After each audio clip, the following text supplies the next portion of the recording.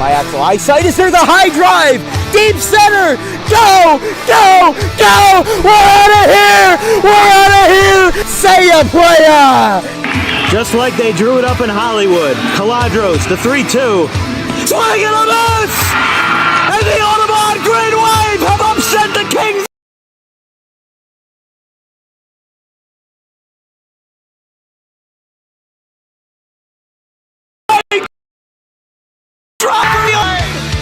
All right, ladies and gentlemen, welcome to DW Broadcasting's coverage of men's varsity. From our entire crew, we'll see you tomorrow. Have a good one, folks.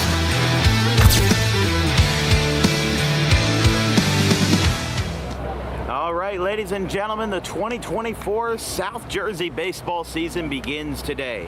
Yes, I know it began on Monday, but we had terrible weather for the past 72 hours, but it's sunny skies. It's a bit crisp here at Rutgers Camden, but we've got a triple header here on DWB this morning / afternoon / evening, with Sterling and Gloucester being our first of 3 games. If you stick around all day, you'll find at 3:30 we'll have TCNJ versus Rutgers Camden College baseball. That'll be followed up at 6:30 p.m. with the nightcap, Eastern versus Haddon Township. I'm Dan Wilkins with my producer Emmett Canary this morning still, because we haven't even broken 10 o'clock yet. It's still breakfast time, but it's still time to eat for these two teams here in the first round of the Camden County Tournament. Now, Sterling is listed as the 7th seed. Gloucester is the number 2, so they will be playing their game as the home team for Gloucester. Eastern is the 3 seed. Haddon Township is number 6. Eastern will be scored as the home team for that first game. Now, there's going to be 2 Camden County Tournament games played on Sunday, April 7th. That's going to be Triton and Cherry Hill West, the 8 versus 1, and then the 4 versus 5, Cherry Hill East versus Collingswood. Now, those 2 games we will not be covering because we'll be busy with the Ralph Shaw tournament that weekend. We've got 3 games today, 2 games tomorrow, and 2 games on Sunday. All 4 of those for the weekend are in Audubon, so make sure you stay tuned because we've got a heck of a lot of baseball coming up in this opening weekend of the 2024 baseball season. Gloucester is playing with a very heavy heart and a big chip on their shoulder. They lost one of their 2023 seniors, Gage Myers, a couple of weeks ago in a tragic accident driving back from Ocean City, Maryland. And the entire Gloucester team, the entire Gloucester community is just absolutely devastated by this loss. We've had a lot of incredibly sad losses in the South Jersey community these past couple of weeks, and of course Gage Myers is another one that this Gloucester team will remember for years to come, especially when they're playing on the field today. Their first game of the season, they've got their number 6 jersey for Gage hanging up at the end of the dugout. Of course, he was an outfielder and pitcher for Gloucester for the past couple of years, and as a senior in his last game that we covered, he finished the no-hitter versus Pensgrove in a 24-0 win. He threw the final inning, and then Gloucester did their tradition where they had the seniors round the bases one more time. It was a great moment on film, and now looking back, it's it's very heartbroken to see such a young man lost so young in life. But Sterling, on the other hand, they're going to be playing the underdogs. Like we said, they're a 7 versus a 2. Gloucester won the Patriot Division in the Colonial Conference for the first time since 2005. And with some of the people that we talked to in the Gloucester clubhouse, if pitching can just lock down a little more, these guys are going to be threats. Look, only 4 teams play in that B division for the Colonial Conference: Collingswood, Haddon Township, Gateway, and Gloucester. Sterling was 8-15 last year in the Liberty Division, which has your powerhouses, has your Audubon, has your Heights, has your Haddonfield, has your West Deptford, has your Paulsboro. So they're playing 6 versus 4 here, not 5 versus 5. But with Gloucester being division champions for the first time in almost 18 years, they're going to look to try to repeat that title in 2024. And for Sterling, even though they were 8-15 last year, for Tad Kozanowski, that was an improvement. They only won 3 games in 2022. They were a very young team, and now that this team has matured a little bit, they're retaining a lot of their starters this year. They're going to have a lot of power in the lineup, and hopefully a good pitching lineup as well. They're finishing up their IOs. We're going to take a quick break with starting lineups and first pitch on the way in the first round of the Camden County Tournament. It's Sterling versus Gloucester coming up next.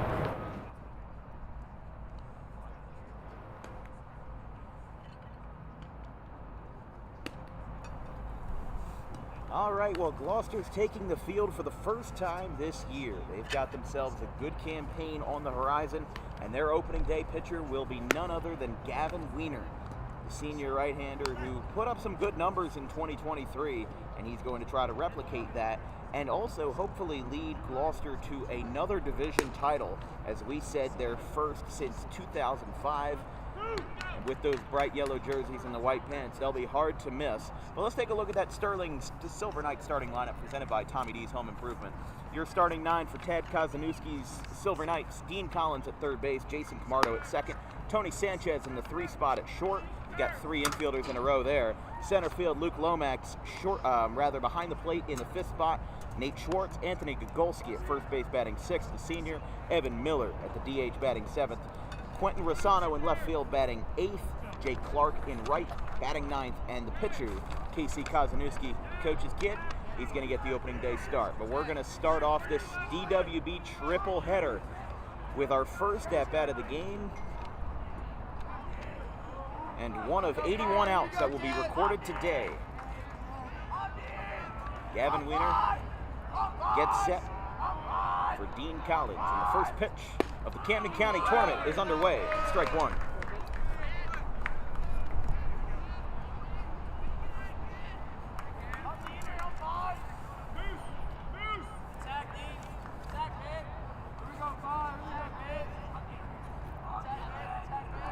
Weiner is set, delivers, swing and a miss.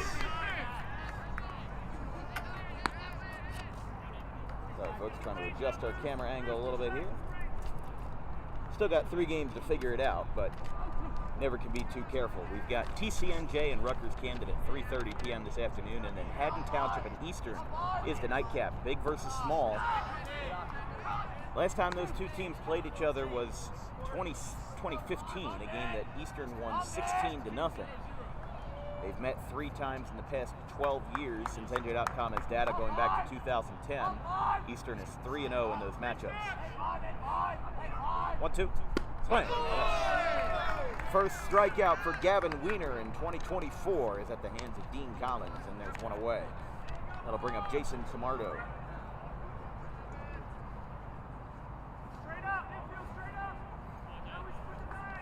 Weiner, the senior, 102 career strikeouts. That was just number 103. A 3.85 career ERA. 55 earned runs across those 3 years. Just 11 of them in 2023. Truly one of the unsung heroes of the Colonial Conference. A 1.94 ERA, which, talk about night and day improvement. Had a 6.30 ERA in his sophomore year in 2022. Threw 33 1/3. Gave up, 14 hit by pitches. 30 earned runs, and it increases that number by 21 to get 11, or actually by 19, but to get 11 earned runs. I mean, that's a crazy turnaround, just on an ERA basis, to go from a 6.3 to a 1.94 in one season. He's already dealing here versus Camardo. It's pitch. Tapped down the first base line. It's foul. 2-1.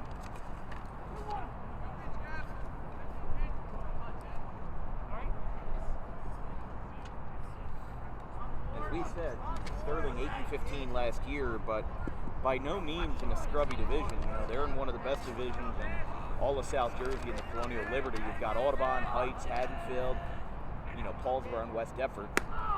There's a strike. There's strike 2. Excuse me, I got a little excited there. Big curveball on the inside. A 3-11 record for Sterling in the Colonial Liberty division last year, and they're going to try to turn it around.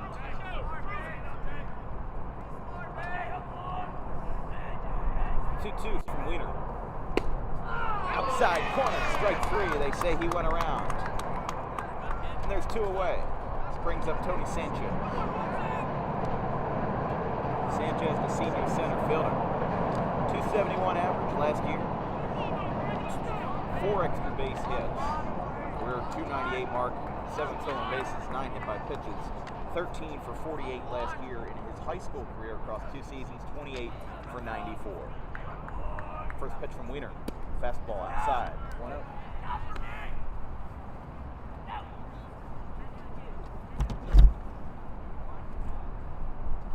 Your defensive lineup for Gloucester this afternoon. We'll actually wait until after this pitch, the 1-0. There's a hot shot in between third and short, and there's a base hit. First of the season for Sterling, and it comes off the bat of Tony Sanchez, who knocks one into left. And they've got traffic on the bases with 2 down. Brings up Luke Lomax. Sophomore taking over center field this afternoon. Actually, I keep forgetting it's still 10 in the morning. But that's how long we're going to be here today, you know. We're probably not going to get out of here until about 8:30 at night, full work day. All doing it for the fans of South Jersey. To the lefty, Lomax, first pitch inside, 1-0. Lomax in his opening campaign his freshman year last year, 12 for 44, 6 walks, 4 stolen bases, a 295 slugging percentage, and a 273 batting average. At a grand total of 4 two-hit games, as now Sanchez runs to second. The throw skips off of the pitcher's mound, and that's a stolen base for Sanchez. You got to remember, though, that this is not the kind of field that either Gloucester or Sterling is used to playing. Both of these teams, when they play at home, they've got grass that, you know, that throw to second base is probably getting stuck in the grass somewhere short of second base. But when these guys are playing on turf, the ball is a lot bouncier, and yes, it does affect how you play. You only play here 1 or 2 games a year, but it's going to affect, you know, your reaction time as an infielder, because it's muscle memory. How you react to a ground ball on a, you know, rough grass field where the ball's going to bounce a certain way is going to be different on a turf field where that variable of how it's going to hit the grass is eliminated, basically. You've got to play a whole different ball game. Wiener looks back at second, pitch outside. Tried to get that backdoor curveball to stick, but just couldn't hang on to it. If the inning were to continue for Sterling, this would be their 5th batter of the inning, and that would be Nate Schwartz, the catcher. He's got his knee pads on, but he's ready to take off the helmet and grab a mask in case the inning ends right here. To the lefty, Lomax. Wiener looking back at second again. Another backdoor curveball. Same song, second verse, but that one misses as well. I mean, obviously, you know, Wiener's got a good multi-pitch mix. He's got a good slider that runs inside to the lefty. And that fastball, even though it's got a little late life to it, you know, it can do damage. But that backdoor curveball, if he can make that stick. Yes! Oh, there's a fly ball deep out to right field. That one is going over the head of Wall. Coming around third and scoring is Sanchez. That's an RBI double for the youngster Luke Lomax. It's 1-0 Knights.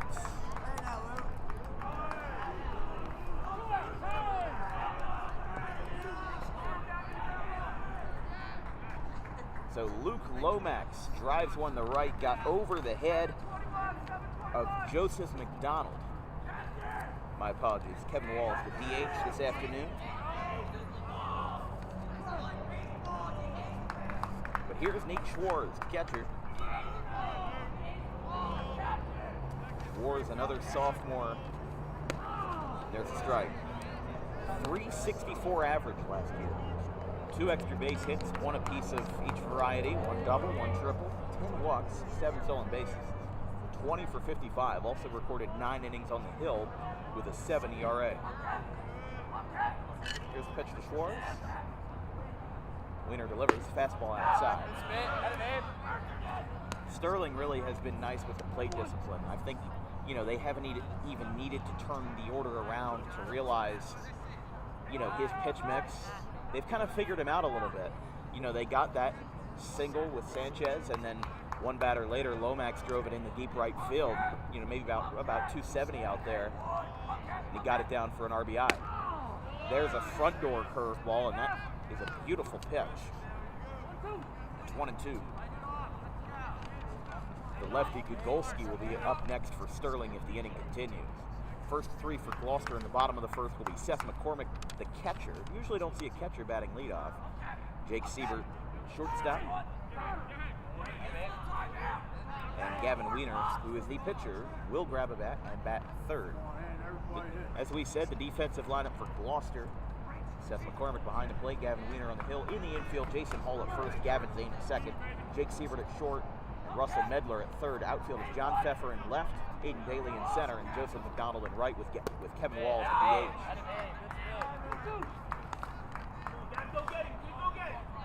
This will be the sixth batter of the inning if Gogolski gets up to the dish here, with Evan Miller to follow. But Weiner in a little bit of trouble. Had an RBI double from Luke Lomax in the top of the first, put Sterling ahead early.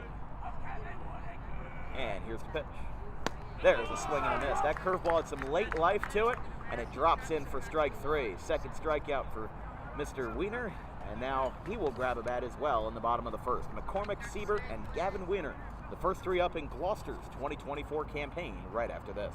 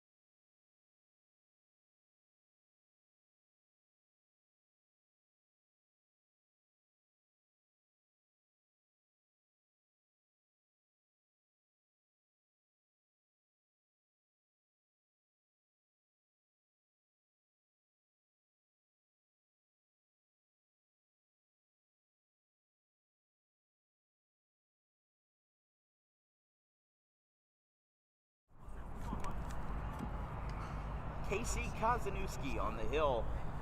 We talk about the coach's kid all the time, but guess what? This is one of the examples where it's definitely deserved. He's one of the best in that Colonial division that Sterling holds, and he's going to have his first challenge in 2024. His first three will be Seth McCormick, Jake Siebert, and Gavin Weiner. Let's take a look at that Gloucester lineup presented by Tommy D's Home Improvement. It's going to be McCormick, Siebert, and Weiner, Russell Medler at third, Jason Hall at first, Gavin Zane in the sixth spot at second base, Aiden Daly in center, Joseph McDonald in right, and Kevin Wall at the DH.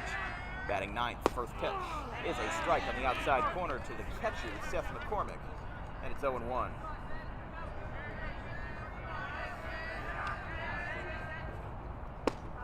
There's a strike.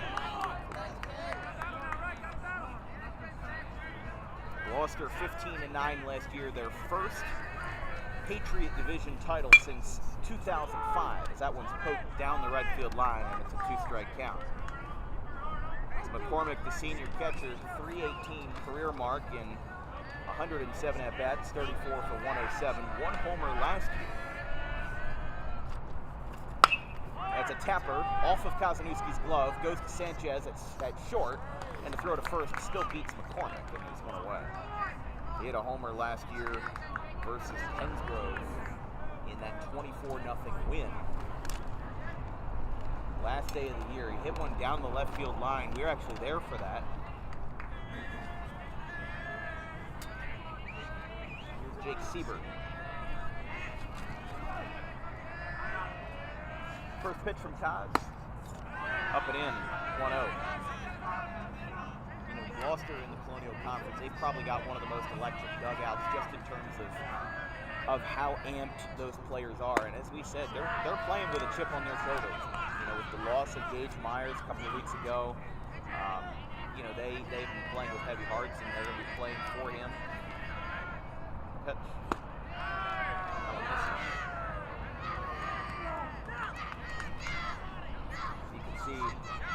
in that dugout, the jersey number 6 hanging on the outside. As there's a strike. Just a terrible situation for the Gloucester community. You know, the South Jersey has lost so much the past couple of months. A swing and miss.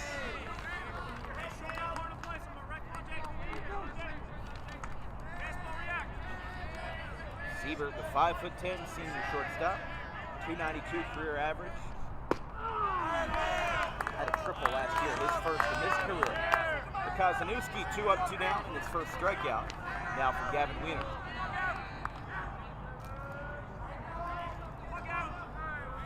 You know, Wiener is kind of their ace.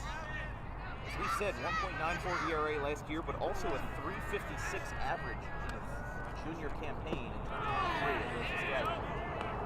7 extra base hits, 15 in his career. 22 RBIs last year, 57.06. Pop up. Down the street. Parking starting to fill up here. You know, we've always talked about how rough parking is here in Camden. You know, we had to lug the equipment in 3 blocks away to even get into the stadium. Then you got to take the ramp up. And it's not easy, you know. Sometimes you got to avoid just getting a parking ticket. Line shot in the left, and Gavin Wiener's got a base hit. That's a good piece of hitting there. He knew he couldn't hit that ball 400 feet.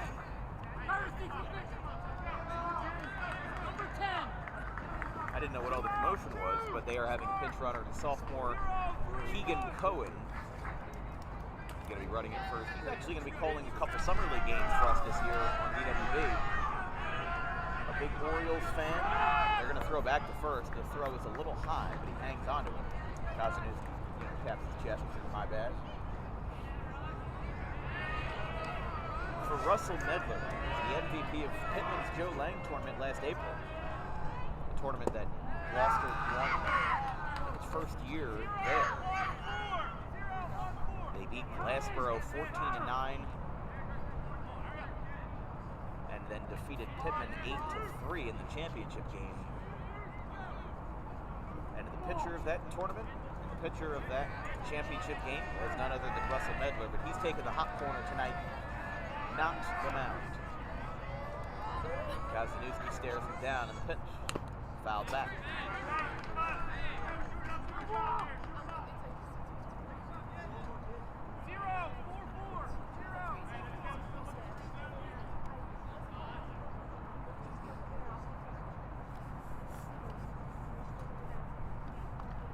Ball and strike. First baseman Jason Hall on deck for Gloucester.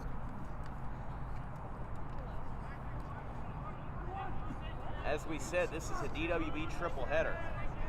2 Camden County games with a Rutgers Camden game squeezed in the middle. That one's up high.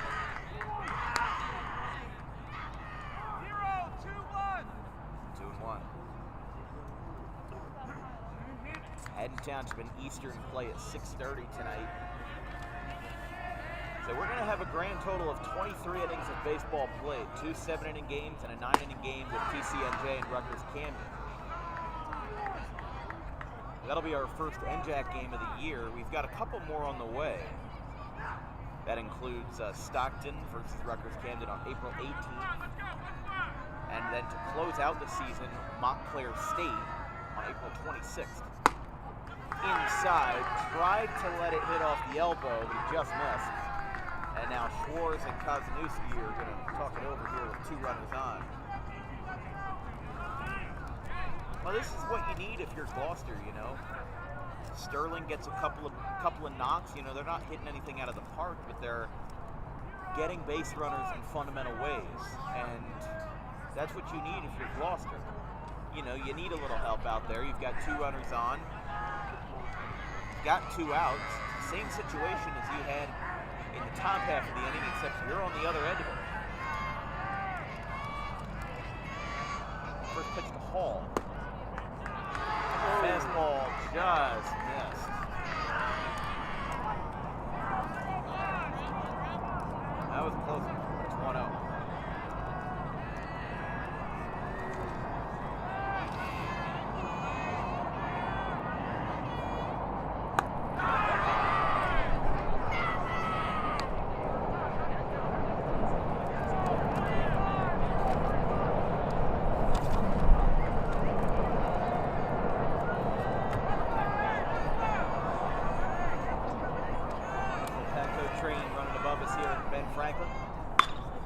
Ground ball at the third. It's bobbled at third.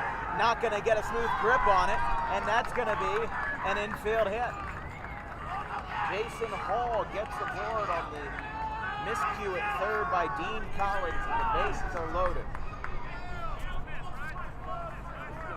Now setting up Gavin Zane here. We will score that in the book as an E5, but others may think differently. But, I mean, hey, that's a tough play to make. 2 out, 2 on. Need to deliver, need to make a little bit of contact, and he had a grip on it, but he just kept fumbling with it a bit. Those are the kind of plays that can make or break, your inning.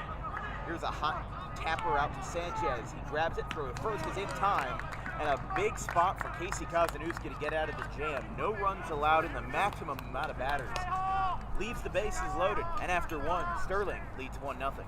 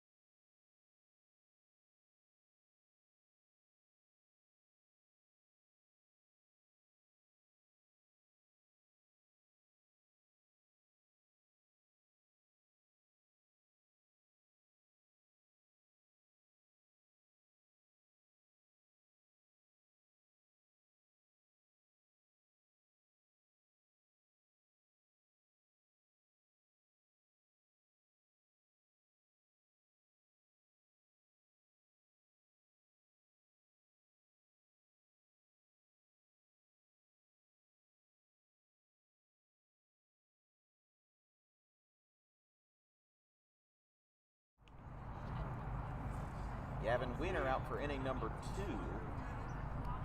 Greg Galbraith actually met with Wiener on the hill while we were in break. He was having a lot of trouble with wild pitches during his warm-up, and he seemed fine during the first inning.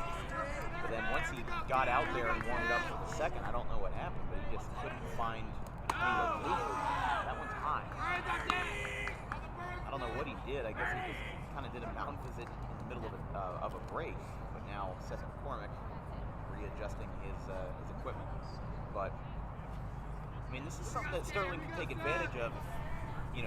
If he doesn't have the right grip on things, you just know keep the bat on your shoulder. Don't swing unless you have to. Like that. Foul ball third base side. That one's headed to the track.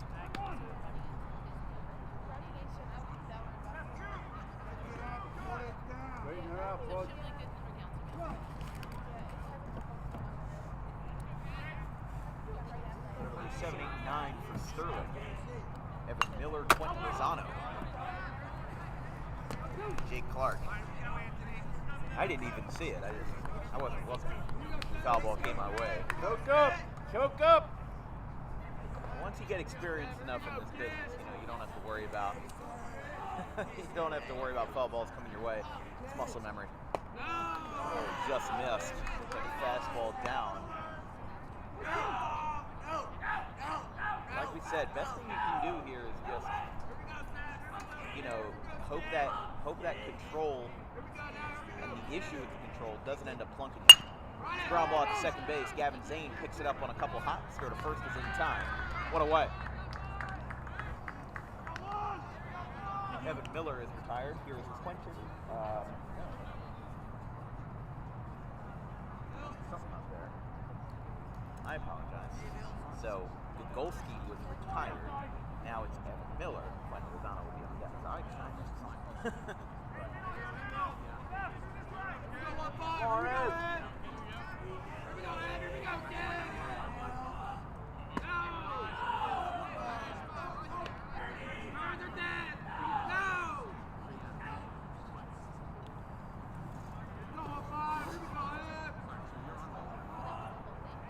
Evan Miller, the PH, is the seventh spot hitter here for Sterling. That's a strike.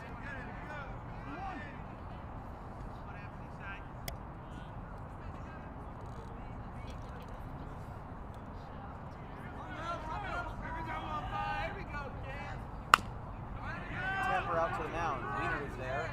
Underhands at the first, and there's 2 away. I think whatever issues with the control have now subsided to some degree. And there was just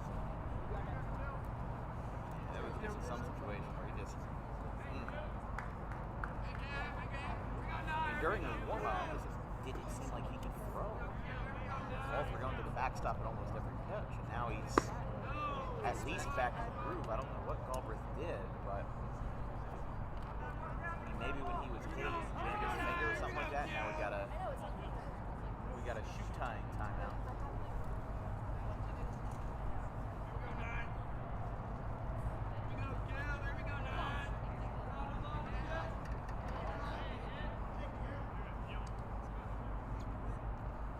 Lozano swings, misses out of his shoes.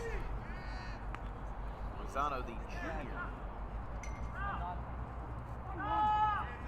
129 average last year, 4 for 31 with 7 walks.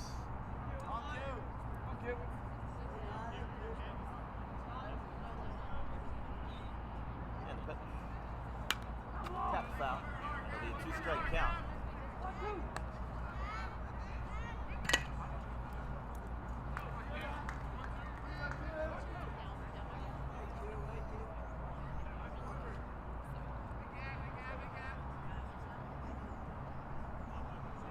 Just joining us, good morning. We've got Friday morning baseball here as we wrap up spring break. Just outside on the back of the curveball. I mean, that's more of a sweeper that Wiener's got. It's got a lot of lateral movement. It's got a little bit of everything. Moves left to right, up and down. You can use it in all parts of the zone. You can use it inside versus a righty, outside versus a lefty. And that's his best pitch. I mean, yeah, every pitcher's got a good fastball, but if the fastball's just not sitting in the right part of the zone, I mean, he's great at painting corners tonight. That one is not. Come on, Jake. That is F4 to Lozano. Which now brings up number 20, Jacob Clark. Now, this is a funny story. Now, Jacob Clark saw our Instagram post that had Sterling ranked 10th out of 10 in our global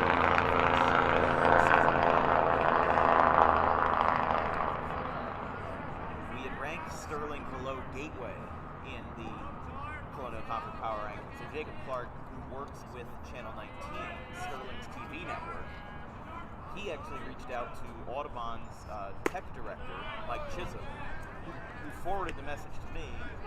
That was basically a little bit of a gauntlet.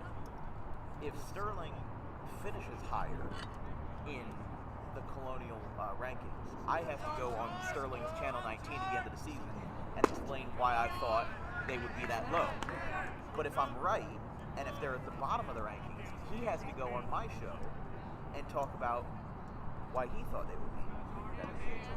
So it's a good, fun, friendly wager that we're doing. But we're promoting each other's, TV networks at the same time. But Tad Kozanowski, he has operated Channel 19 for over 30 years. One of the public access channels serving South Jersey. But he does an excellent job with the Sterling broadcasts, and they're going to call a balk on Gavin Wiener,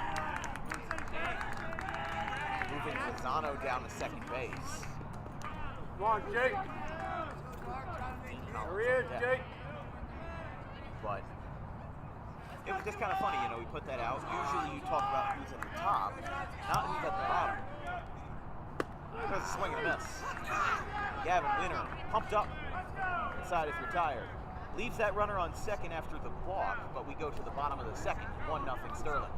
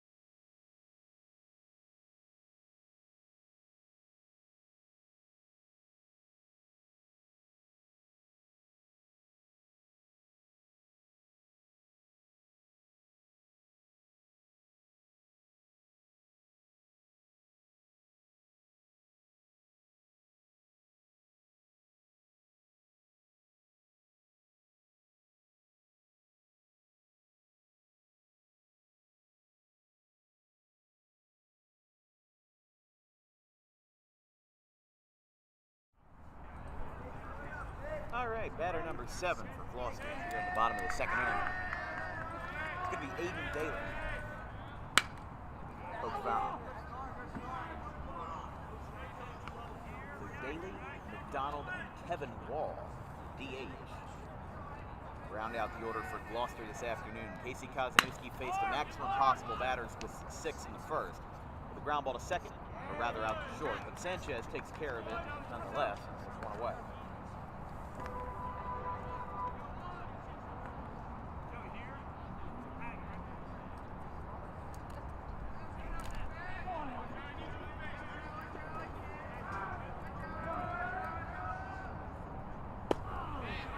Strike one.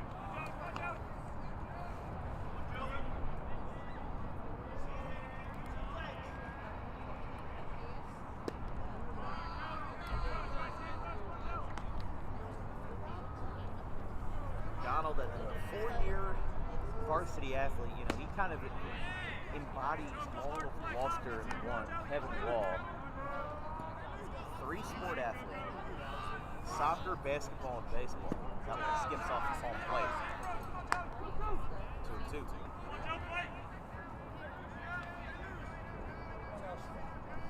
Pitch to McDonald.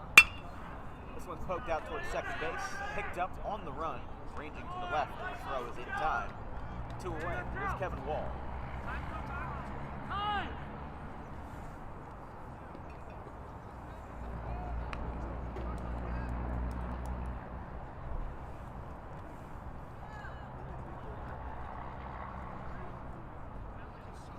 Said Wall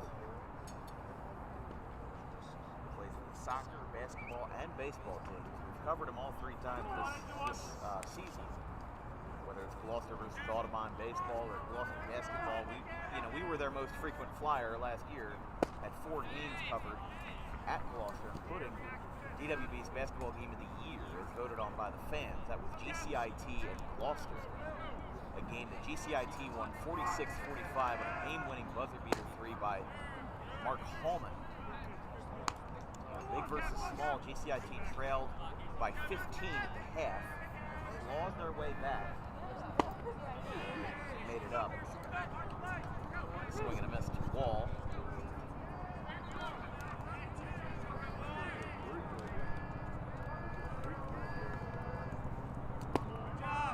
That one misses.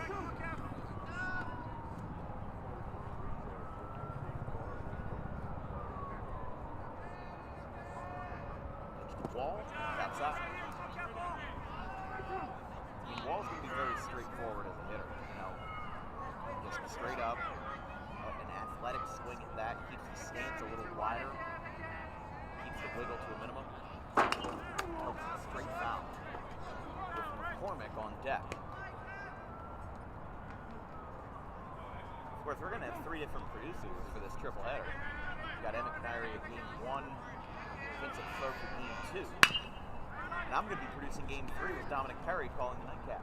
Throw to first, it's going to be a little wide. That'll be an E6. I think the wind caught that throw in midair. Took it away.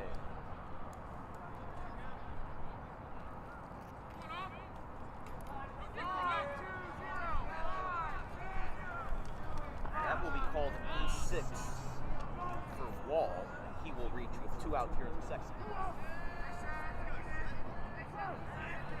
McCormick grounded out to short his first time. We're going to throw back to first.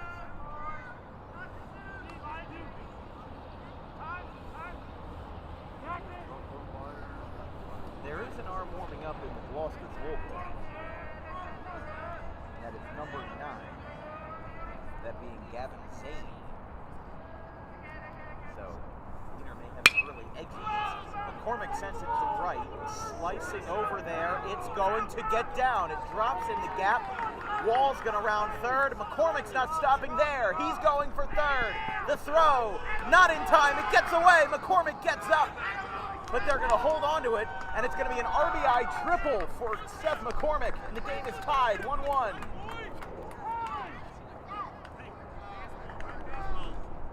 Well, how about that? He almost had a Little League home run, but Seth McCormick, with a ball slicing out to right center, got past the reach of Lomax and Clark, got right down in the gap, and that's a triple for Seth McCormick. That ball was quite close to getting out of play as that one's upstairs.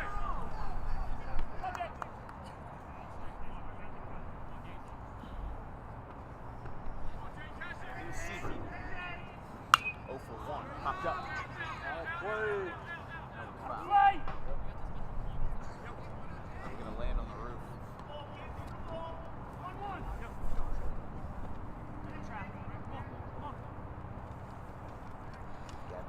Deck for the Lions. They've tied it up on an RBI triple by Seth McCormick. Moves outside. As we said, 2 more games today at 3:30 will be TCNJ and Rutgers Camden. The 6:30 game will be Haddon Eastman. That will be a game that I will not be calling. I'll actually be switching roles a little bit. I'll be producing the game. Dominic Perry will be play-by-play. It'll be the first ever DWB broadcast where the entire game will be called by somebody not me. Here comes a pop-up. The wind is blowing it hard down the first base line. That might have been what got McCormick so many bases in the first place.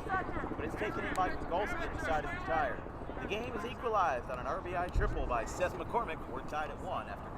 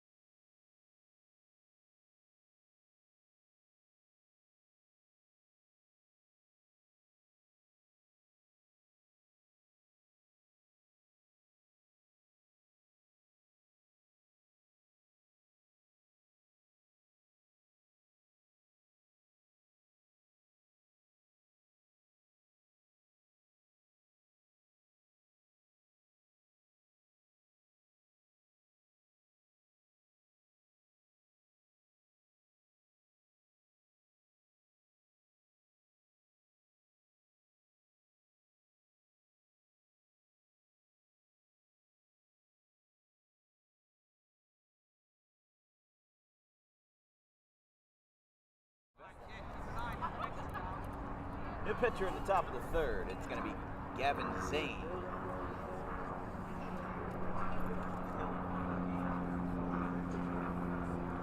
The lineup will turn back over to Dean Collins. 1, 2, 3. Collins, Margo, Tony Sanchez. Sanchez has scored Sterling's only run so far this afternoon. I keep saying this afternoon. It's like, what, 11 in the morning now, you know? I guess the diners are starting to serve lunch. No one misses. In about 10 minutes, Uncle Bill switches over to his lunch menu.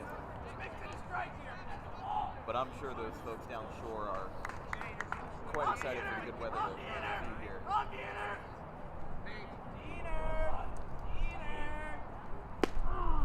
Outside.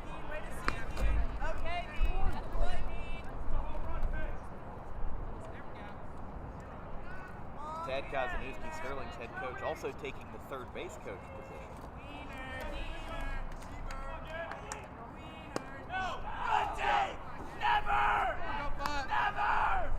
I was going to say, Sterling doesn't have to worry about Gavin Wiener anymore because he's not pitching, so that's what I thought they were saying, but with Dean Collins.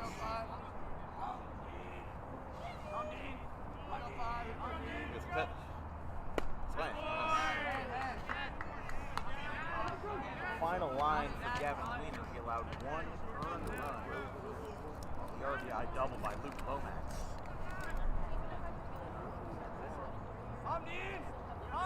But 3 strikeouts. Swing and miss. That's the fourth for the Gloucester staff tonight. One away.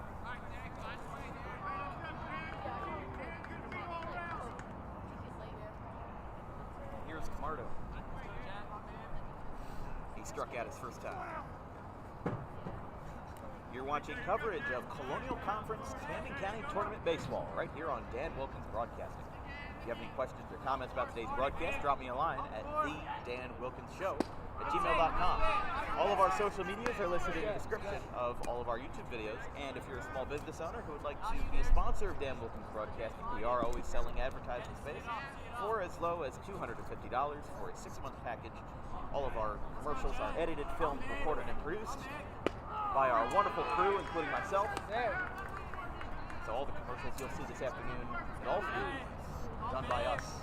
We'll get to see what we're all about.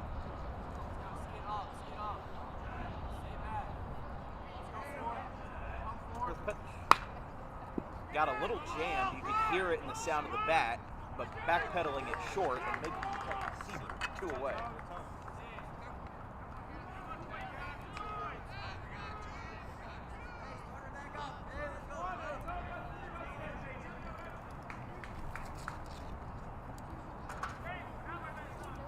This is kind of like South Jersey's Wrigley Field. You are never going to not have a windy day here.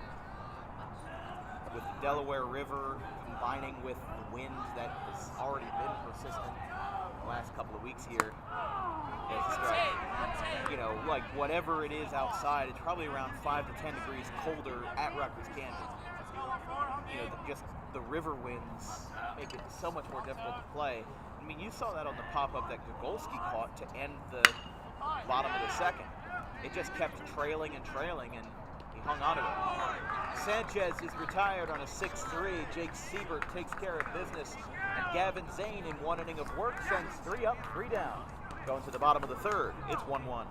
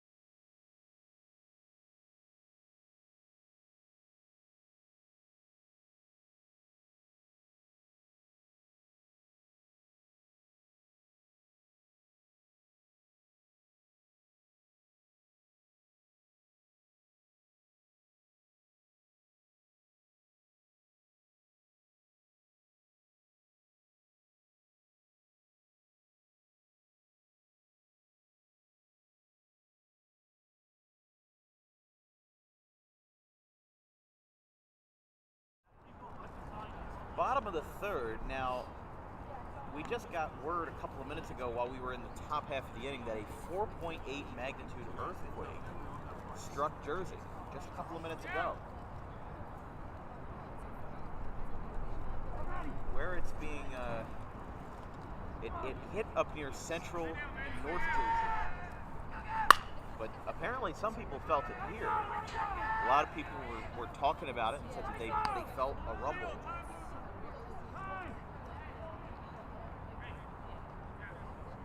And from what WPVI or 6ABC tells us, it was located about 4 miles northeast of White House Township. Popped up in the right by Wiener. Going over down the first base line, Gogolski makes the catch, fighting the win. So White House Station is a little up north, a little more towards the north side. That's up near where my cousins live, up in Hillsborough, New Brunswick, Flemington. Probably the closest. Actually, that was really close to where we were on Monday in Bridgewater area. So they definitely felt it up there. There's a lot of 10 and 11 a.m. games being played up in North Jersey this weekend. So. Good thing it was just a little rumble and nothing crazy. Time is called before Gogolski throws the catch. See, that's one of the cues as a pitcher when the time is called. Usually the command is to just follow through with the delivery so you don't risk injury. There's a line shot in the left by Russ Medler. That one gets down into the corner. He's 2 for 2. He rounds first. He's going to hold up at second, and he's got a standing double.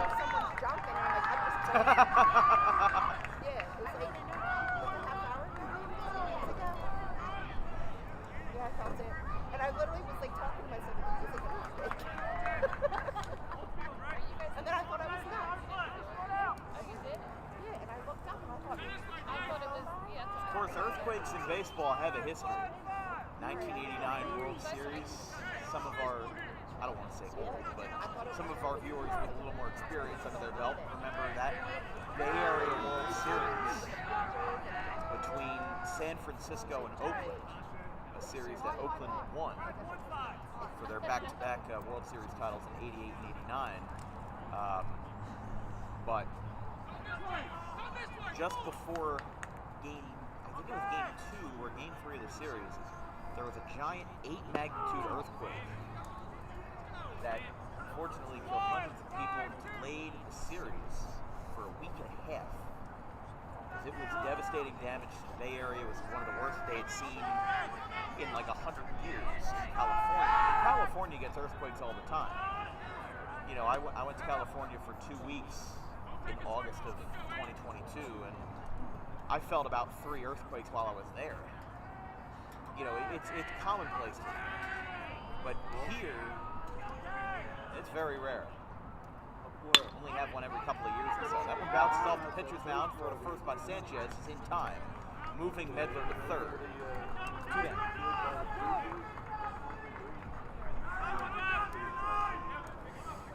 Here's Gavin Zane from the hill to the plate. I know yesterday Don told me they had 12 inches.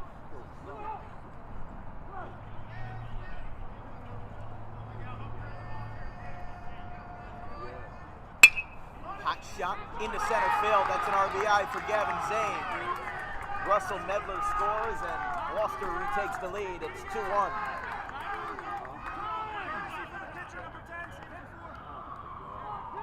So Keegan Cohen is going to come back out there and he's going to pinch run.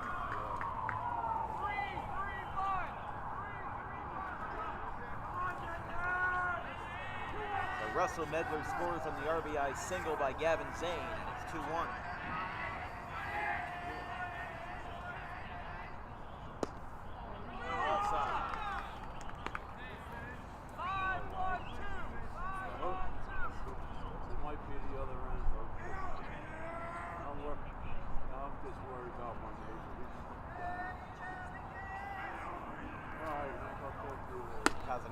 At the letters. That one misses. 2-0.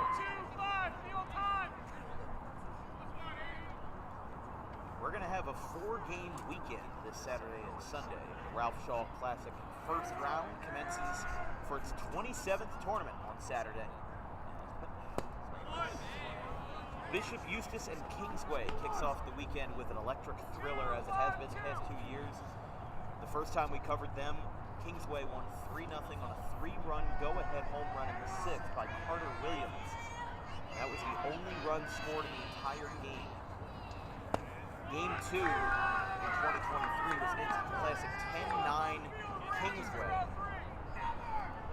Bishop Eustace led by 7 runs. Kingsway came back in the 6th and 7th to take the lead and win on a walk-off single. And now year 3, we'll see what happens. Third time's a charm, right? But I mean, if the first 2 years were instant classics, then I don't know what to tell you. I don't know what's in store for year 3. So Tad Kozanussi's going to come out and he's going to talk to his kid, class of 26th, Casey Kozanussi.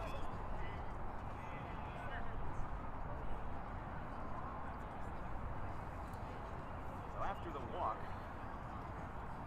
by Daly, now brings up Joe McDonald.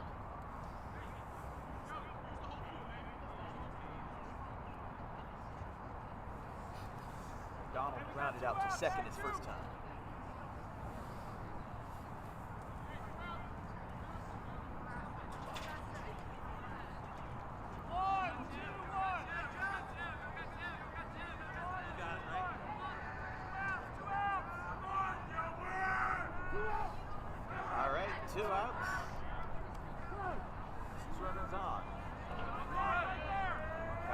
Looking to keep the damage to a minimal. There's the finish. Tap down the first base line. It looks like that will happen. He'll take it to the bag himself, and the inning is over. Gloucester gets one back on an RBI single by Gavin Zane. That's going to give Gloucester a 2-1 lead going into the 4th.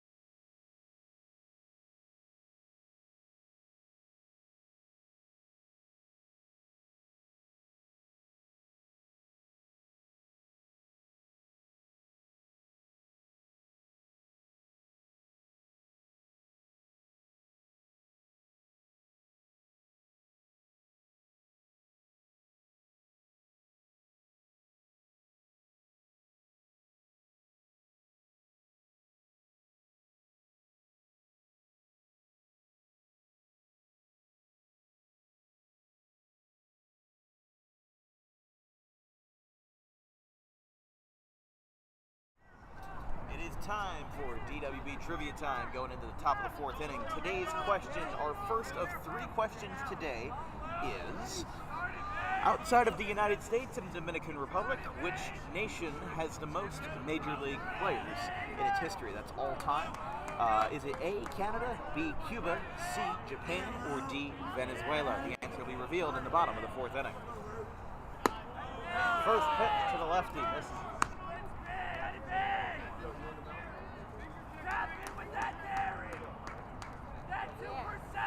Luke Lomax had an RBI double in the top of the 1st that got Sterling to this point their only run of the game. They're going to look to have another spark here. It's like a swing and a miss, 1-1. He's been a little high. Golsky.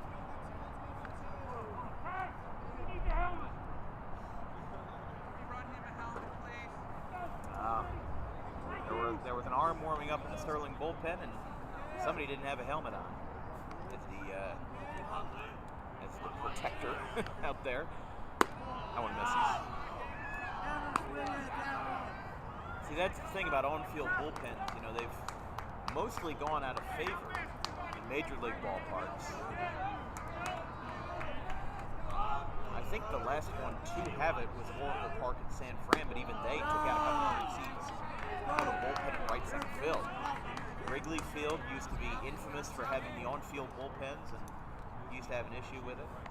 Now I think the only ones that are left, I think Tropicana Field in Tampa might be the only one left. That might be a future trade. There's the pitch. Fouls it back onto the track. Base hit ball for your kid.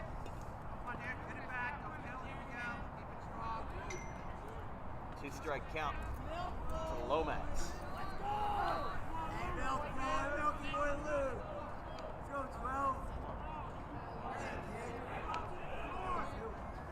Swing.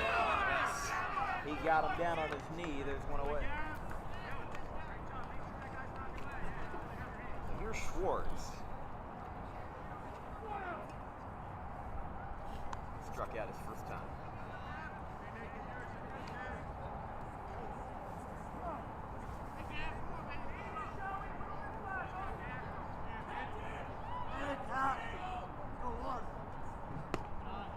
That one misses.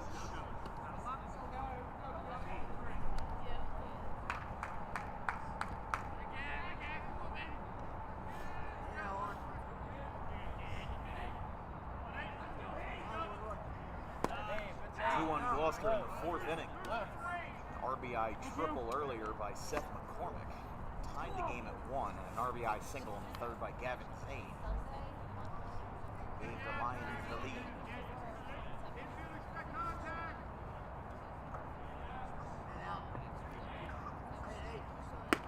There's a strike right down the pipe. Sterling and Gloucester, being in different divisions, only met once last year, a game that Sterling actually won 8-5. Swing and a miss. 2 strikes. You know, I think it was one of the Seabirds that, gave me a comment a couple weeks ago before the season started, and he said if Gloucester can get their pitching ducks in a row, then they can absolutely be a force to be reckoned with in the Colonial. There's a ground ball up to short. Seabird's got it. Brings it to the chest to throw to first. On a scoop. Is in time. Just barely beat him. 2 down. Here's Gogolski. Led off the second with a ground out.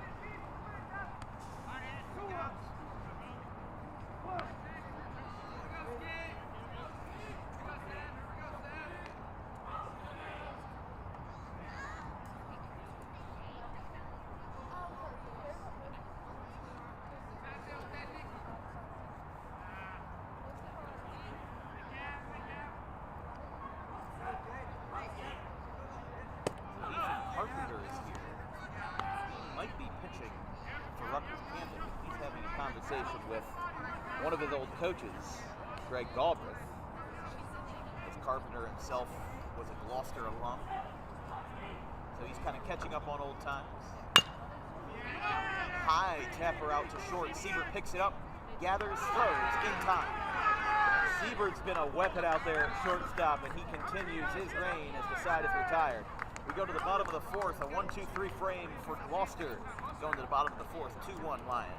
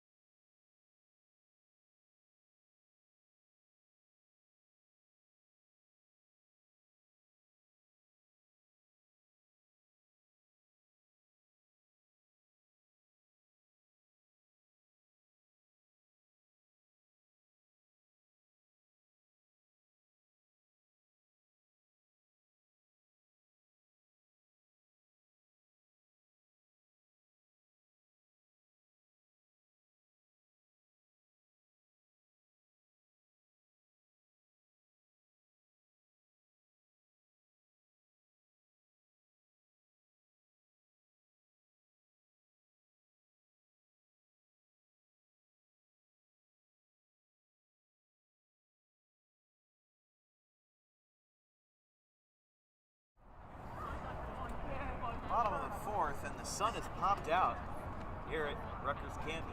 It's time to reveal the answer for DWB Trivia Time. Today's question is, outside of the United States and Dominican Republic, which country has the most Major League Baseball players to play all time?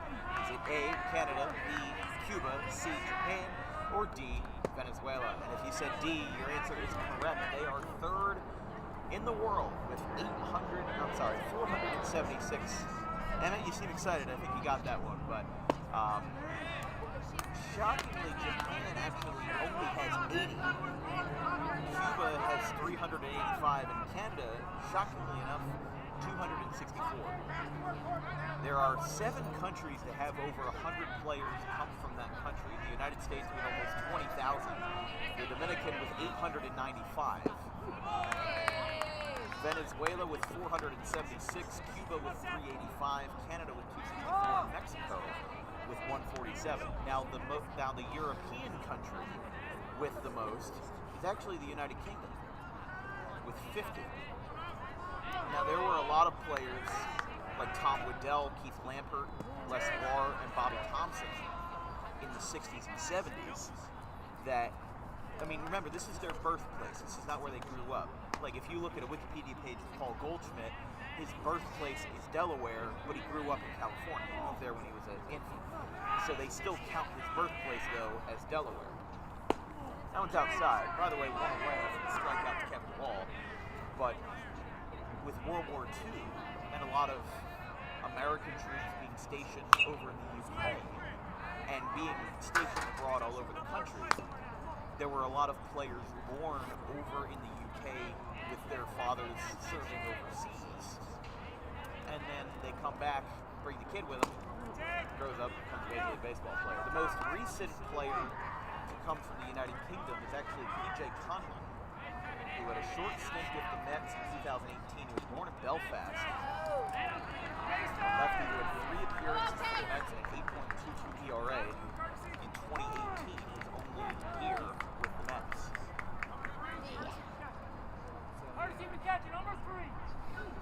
McCormick walks. He will be pinch run for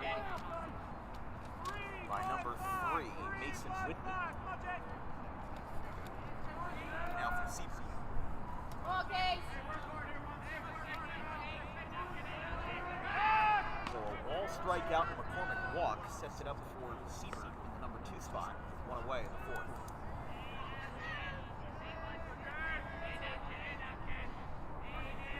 Seaver 0 for 2, popped out the first. His last appearance and struck out. The throw down the second. Schwartz gets it on the money, but it's going to be a little late. That was close. The throw was just a little bit to the left.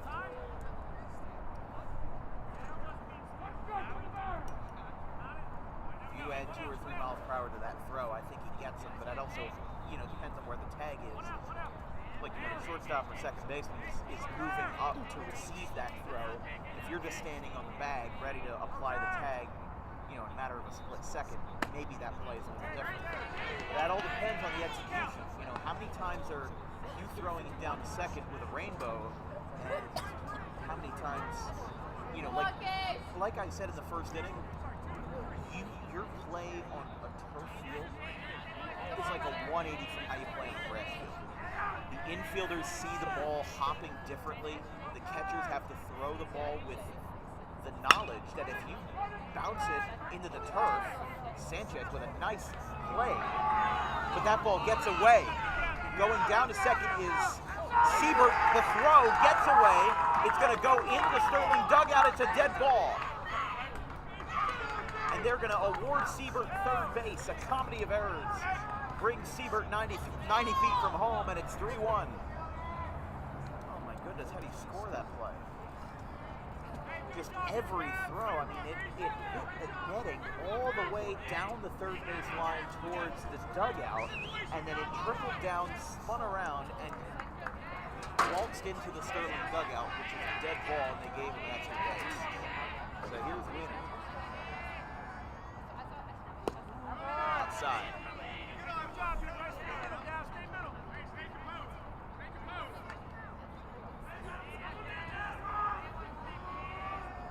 He scored as a double error, E6 and an E3. Now, we are not the official scorekeepers, so what you see in the box score on NJ.com at the end of the day might not be completely accurate in terms of the scenarios, but we try our best to be objective.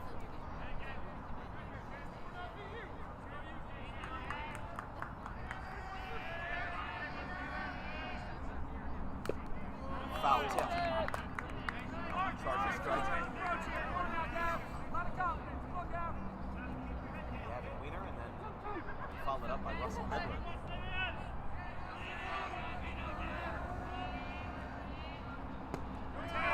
Ball at the knees.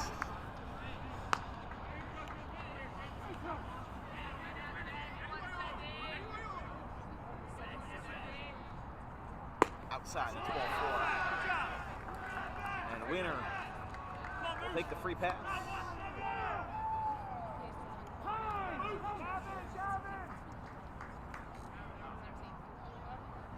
Ed Kozanowski jogging out to the hill. He's talking to Casey Kozanowski. We saw some action in the Sterling bullpen earlier. This is either just a mound visit or he might take him out, I'm not sure, but Russell Medler now back after the walk to Wiener. 3 of 4 batters have reached base for Gloucester. First out strikeout for Kevin Wall. Walk to McCormick. He came around to score on the double error. Now Wiener got a free pass as well. And here's Russell Medler.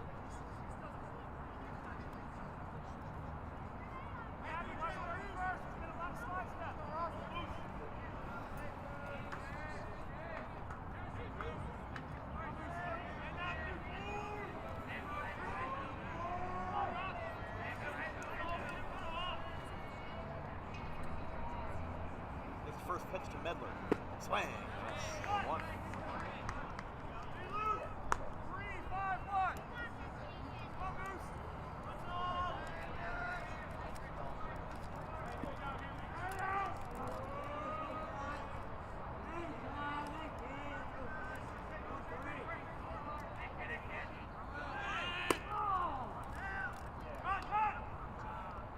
Cut off the throw at second. I think that could have been a stolen base, but they sacrificed that potential for an out to try to get the lead runner.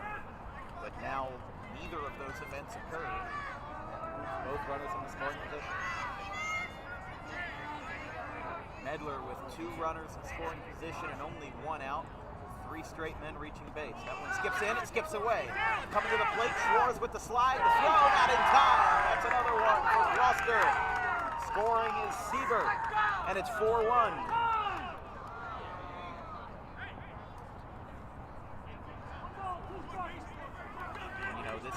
This is the time of the game where you have to start thinking about Sterling. You have to minimize the damage here. Think of the collateral that exists with Medler. Think if you drive him in on a wild pitch or if you drive him in on a single. Well, guess what? That puts another runner on base. After 3 straight runners have gotten on base, including the top 3. You had him at bay to start, and now it's starting to unravel a little bit, and you have to try to reel it back in before it's too late. You kind of just got to get a head check real quick. He's frustrated because he's just not throwing the ball that he wants to.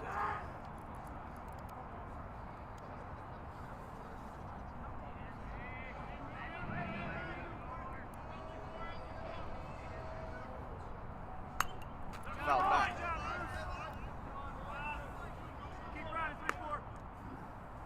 McCormick and Siebert have been the 2 runs in this frame. Beautiful day with a mix of clouds and sun. Here at 11:20 this morning.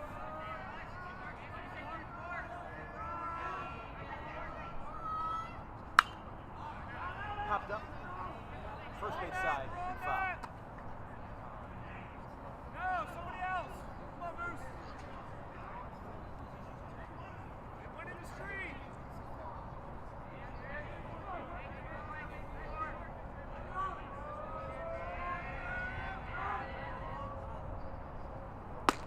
That one is high. Mike.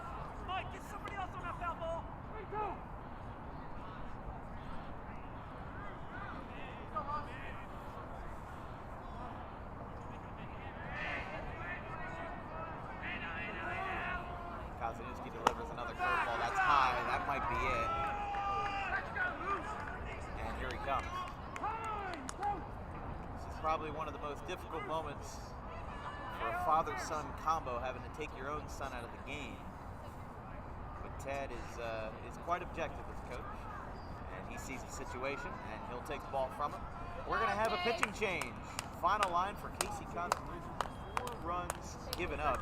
However, only 2 of them were earned. Had a grand total of 1, 2, 3, 4 strikeouts, and had himself a day, but we're going to have a pitching change. We'll take a quick break right after this as Sterling trails by 3.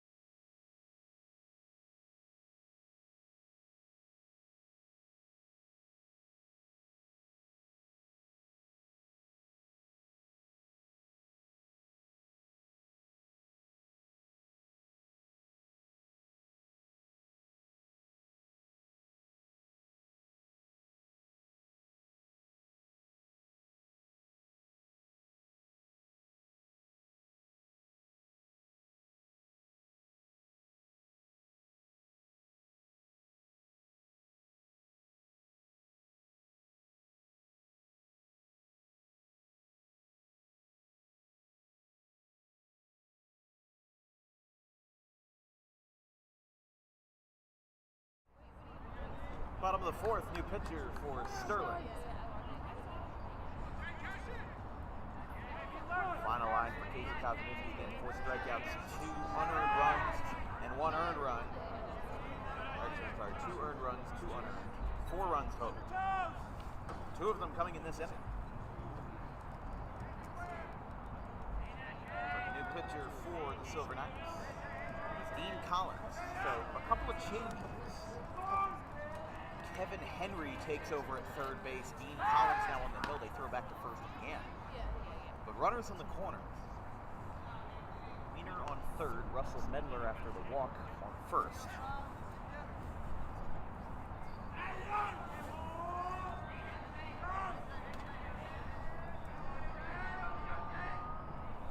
Total of 3 walks in this inning. And Collins is trying to make sure that this game doesn't get out of hand. I mean, look, Sterling, when they last played each other last year, in early May, it was 8-5 game in favor of Sterling. Sterling took down a couple of big opponents last year. You know, early in the year, we really thought they were going to make a lot of noise when they beat Haddon Heights 9-2.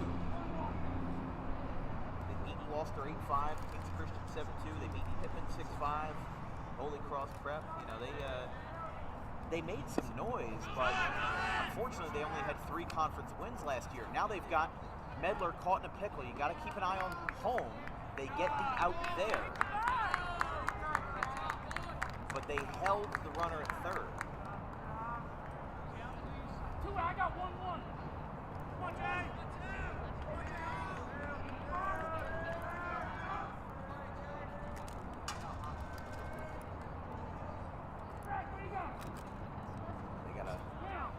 They gotta talk about the count. 2-1. 1-1.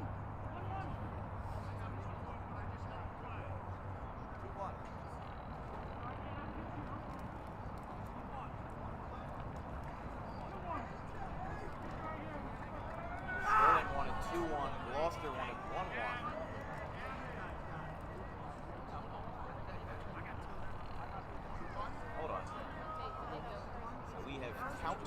action here. The umpires are talking this over. I thought the second base umpire said it was 1-1. Tad Kozanuski thinks it's 2. It is 2-1. What did you have? What did you have there? Well, we follow what they say. It also might have been that the last pitch with Pickle being there caused a little bit of confusion, and people kind of forgot about the count. They just saw the play and had to take care of that. That is looped foul down the third base line, and they're out of game balls. So this game is unraveling in more ways than one. The 2-run inning for Gloucester. They're up 4-1 here in the 4th. Collins steps off.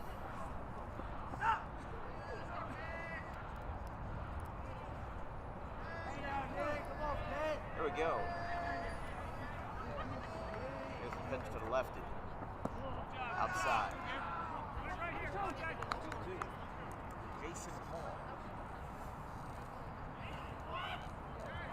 He walked in his first appearance, 0 for 1 in total. Full count pitch. Outside. Hall.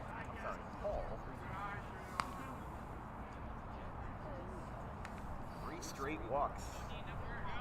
Still only 1 out, which actually, no, sorry, there is 2. 0-3-1. 0-3-1. Out.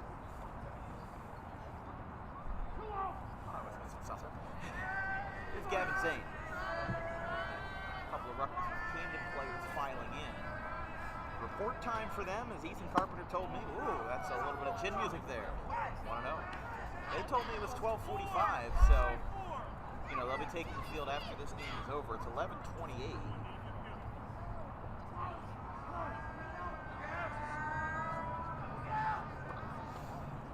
It's inside.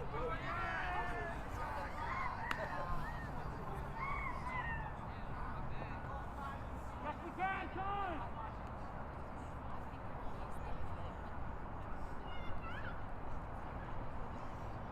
We've got time called here. We're having a shoe change. I have never seen this before. He's switching cleats in the middle of the game. You know what? I think those were like tennis shoes that he was wearing.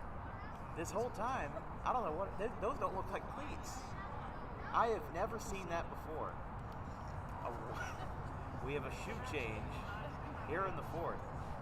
It's 4-1 Gloucester. Never know what you're going to see when you step on a baseball field. But because this is a turf field, they have rules where players can't wear metal spikes on their cleats because of the condition of the turf. So they just wear plastic, nubs instead. There you go. Looks like a little Adidas mark there. I have never seen that before. He's going to throw a warm-up touch. I mean, he was throwing strikes too, I don't think I've ever seen that before. Collins with the first pitch. The Ruby Reds. That one skips away. And that'll be a wild pitch. Scoring winner, rather, and it's 5-1. Maybe he should have stayed in tennis shoes.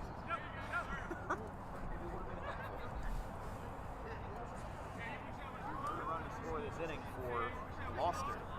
It's now a 5-1 game. Gavin Zane, the pitcher. He rockets one down the third base line. That one goes into the corner. It's going to skip in towards the 330 side. Scoring with ease will be Hall. Down at second and safe is Zane. It's an RBI double, and it's 6-1.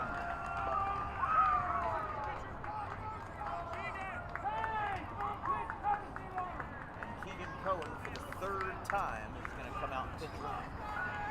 So that tells me that Zane is still going to pitch the 5th.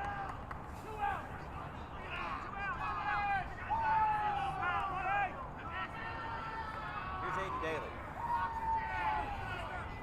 A 4-run inning for Gloucester. They have blown this game wide open. Sterling's going to have an answer here. That one's outside.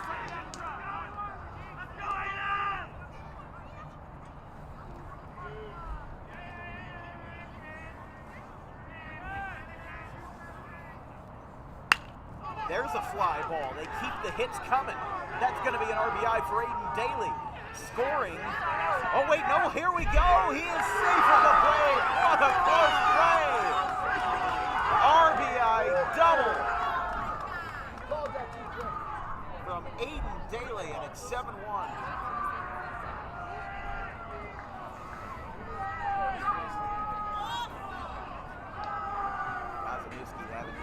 Having his words out there. That was a very close play. We won't have a replay of that, unfortunately. We didn't have the buffer running. A 5-run inning for Gloucester.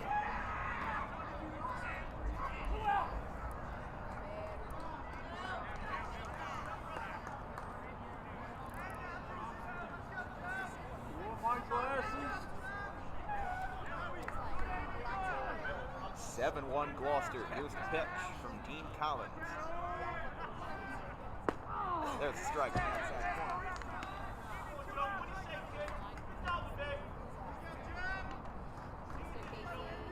Going from walks to extra base hits, the second double in a row for Gloucester as they put up a 5 spot here in the 4th.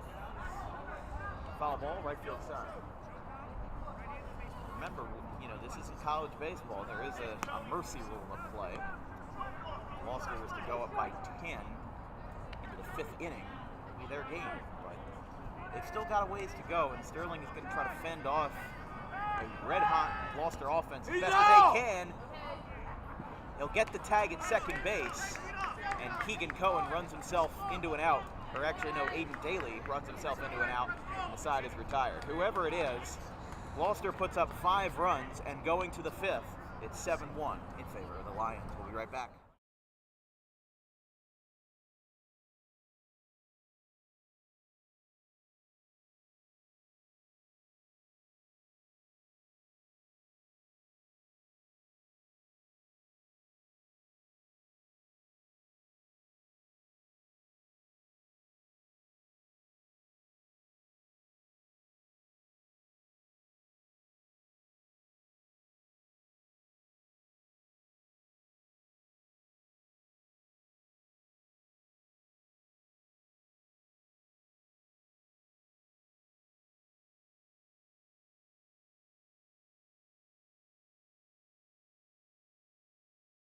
Tommy D's Home Design Center has opened a second location on Creek Road in Belmar, operating in Philadelphia for over 25 years and now expanding into South Jersey. Tommy D's is the place to go for kitchen cabinets, countertops, and cabinet accessories, heavily discounted compared to big box retailers. Stop in, take a seat, and watch as our experienced kitchen designer makes the kitchen of your dreams right in front of you. Tommy D's is the best in the business for quality kitchen countertops and cabinets that fit all budgets. Call us today at 856-210-9504 or visit the new location in person on the corner of Creek Road and Harding Avenue in Belmar next to the 42 on-ramp.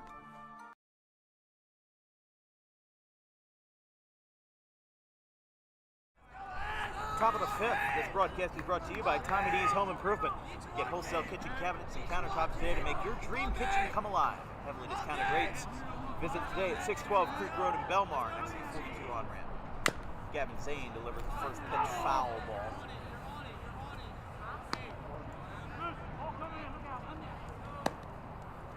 Because that runner was out at second base, McDonald will resume this at-bat in the bottom of the 5th. It'll be McDonald, Wall, and McCormick. Turn the lineup over to 8-1. Here's Miller. Ooh. Wow.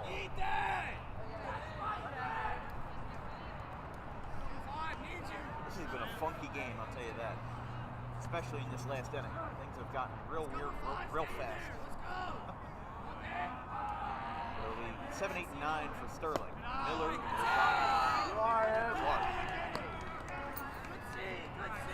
Zane in a little bit of trouble.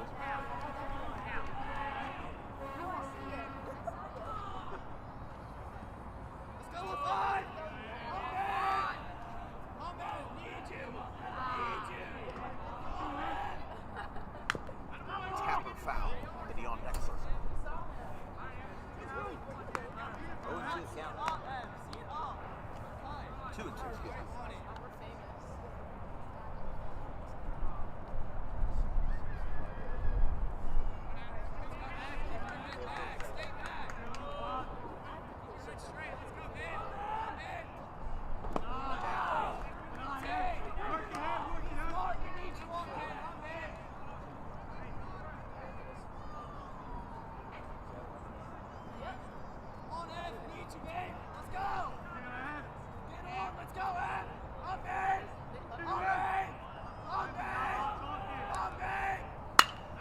Shot out to short. Siebert is there.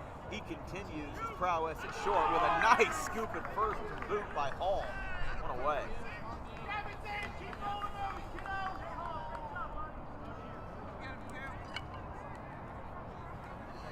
Third straight ground out to go the way of Jake Siebert. He has been excellent out there. Has not committed any errors or anything like that. You know, he's kept it clean and does a great job.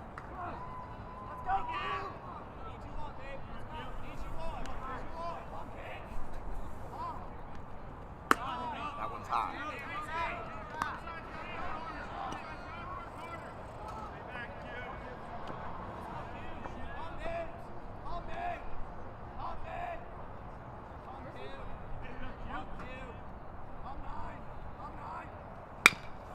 Ground ball up the middle. Here's ground ball number 4 to Siebert, and I jinxed him. I jinxed him. I really did. I had that one coming. That'll be an E6. Sterling's got to run on one away. Come on, Jake. Come on, Jar! Here's Jake Clark.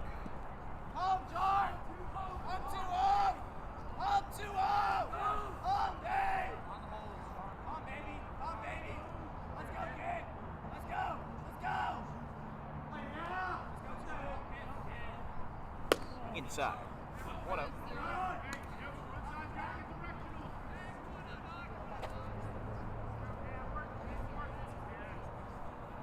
Come, Jar! Big cup, big swings! Big cup, big swings! It's good advice. Big cut, big swing. Yeah, usually a good set of rules to play by. But he gets a big swing and grounds it to third. Throw to first by Medler, gets away. That one's going to go down the first base line, and it's going to get stuck in the netting. Oh, sir, no. Sir, no way. What? What? What is happening? Did they? Wait a second. What in the world? Are they gonna? I know the throw got away from Medler. That would have put runners on second and third. I'm not sure what happened.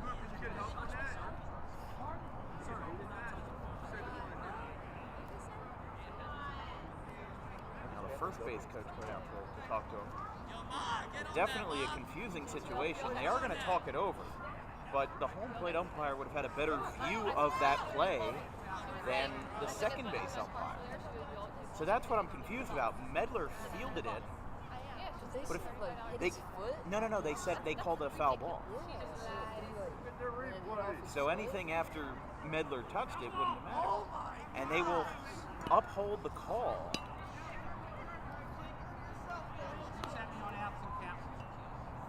1-1. 1 out. So a 1-1 count with 1 out. They are saying that it hit his foot, and Let's that they go, will call it a George. foul ball. Let's go, Jar! Ball don't lie, Jar!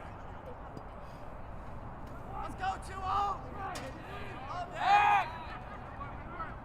That is a big blow for Sterling, because they would have gotten 2 runners in scoring position. Big chance to swing the momentum down by 6. Let's go, Jar! Tap it with And now a lot of that is kind of, Tap it with it's taking a lot of wind out of your sails in a situation like that. You think you've got the momentum going, the ball got stuck in the netting, so that's an automatic 2-base error. Well, here we go again. Throw to first. It's not going to matter. There's your makeup right there. He reaches on an E3. Come on, Dean. So it was either an error that was called a foul ball or an error that was called clean. So Come on, Dean. here you go. Let's go, Liz! Rosado to second base. 2 runners on for Dean Collins. Third baseman, now the pitcher.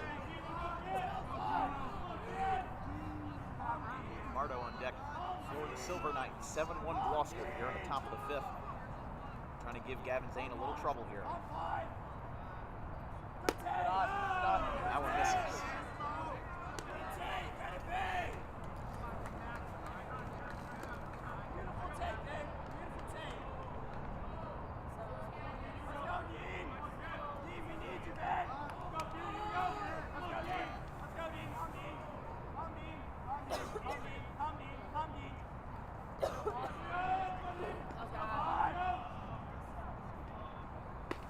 Outside.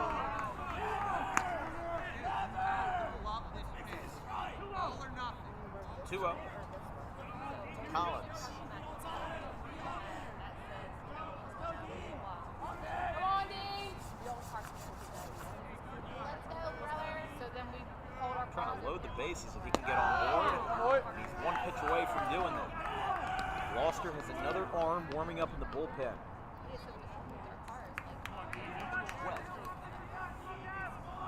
That is Eric Jerez.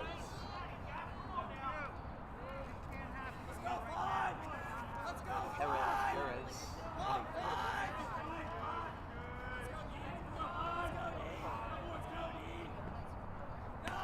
That's ball 4. Bases are loaded now for Mardo.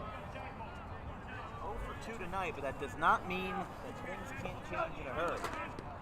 Greg Galbraith coming out to talk to Gavin Zane, as we said, with Jerez warming up in the bullpen. But a lot of this isn't Gavin Zane's fault. An error by the third baseman and then an error by the first baseman.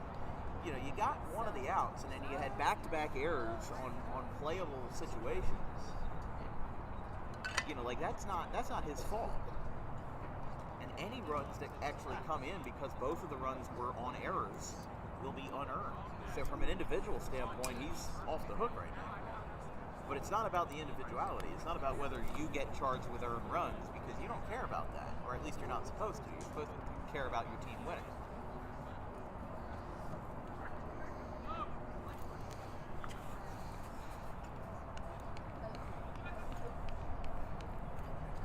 Just below 50 degrees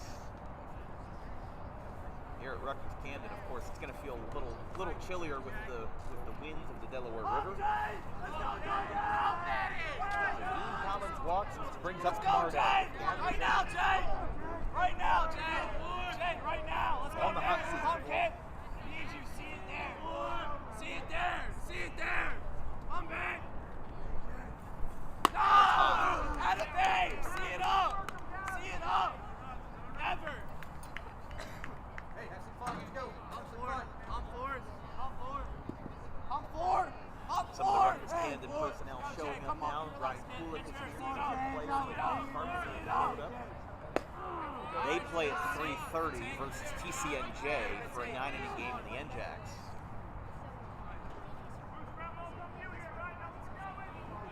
Let's go, Jay. Let's go, man. Let's go, Jay. And then our 6:30 p.m. game will be another Camden County game, Eastern versus Haddon Township. There's a ground ball out to third. That is a foul ball.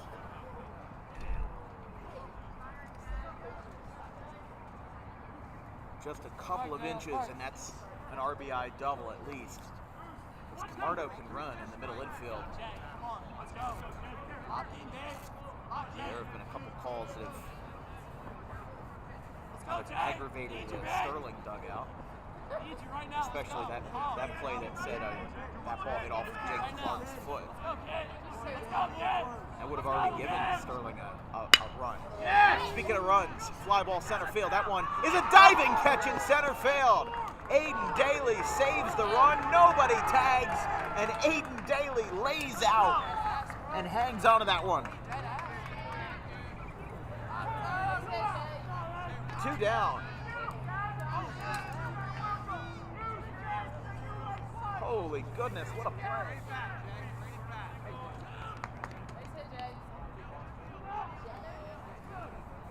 And that was a near miracle that they actually didn't get any runs out of that. They didn't tag on a sac fly or anything. There's a strike. Tony Sanchez, and that might be the momentum Gloucester needs to get out of this inning. 2 errors in the infield, a walk to load the bases for fly out the center by Camargo. Here's the pitch. Kicks in, delivers. Hops straight up in the infield. Zane will not call for it. It'll be Hall who makes the catch, and a big inning for Gavin Zane. He gets out of it, leaves the bases loaded, but Aiden Daly, the star of the show, with a diving catch in center field to save multiple runs. We go to the bottom of the 5th, 7-1 in favor of the Lions.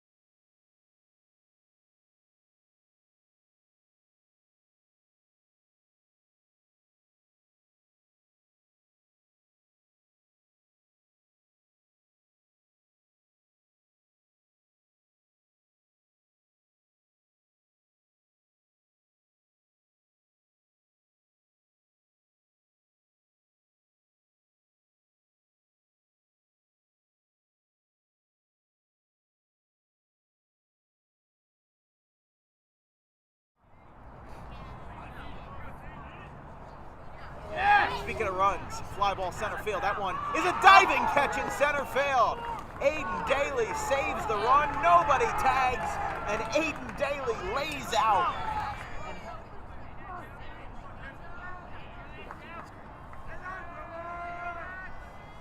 First pitch to Joe McDonald is a base hit.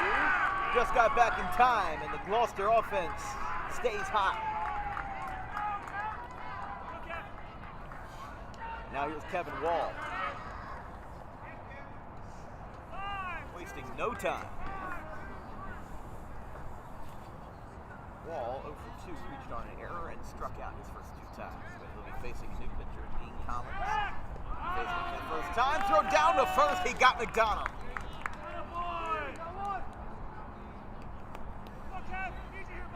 Trying to make up for lost time here. Get a hit, take it away.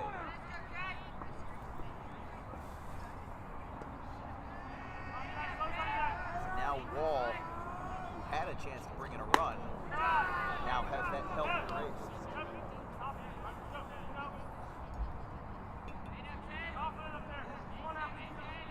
Pitch to Wall. Wall pops it up first base side, going over Gogolski. He's made a couple tough catches tonight, but that one will not be one of them. Goes off the netting. The wind hasn't been as bad as it was in the first couple of innings. You know, the first couple of frames, you didn't know where the ball was going to slice, and it was usually slicing, you know, left to right. But it made catching any mundane pop-up quite difficult. But now it's kind of settled down a little bit, and they can focus on what matters. There's a strike to Wall on the breaking ball, 1-2. Gloucester will turn the lineup back over to Seth McCormick. The 1-2. Tapper back to the mound, kind of a half swing there. Collins feeds it to first, and it's in time. 2 away. Here's McCormick.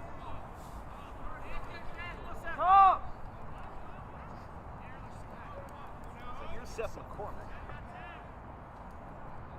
grounded out his first time, then walked, but had a RBI triple.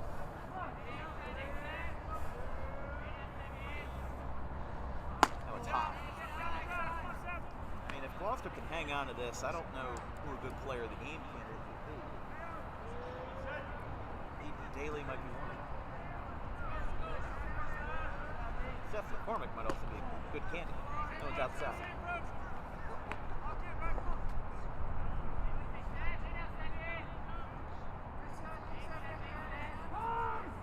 Time is called. If the inning were to continue, Jake Seaver would be on deck. He's 0 for 3 today. 1 for 2. Pitch.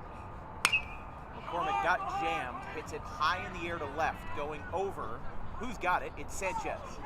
He drops his sunglasses in the meantime, and the inning is over.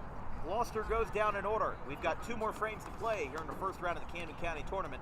It's Sterling 1, Gloucester 7. Pick up Sestras!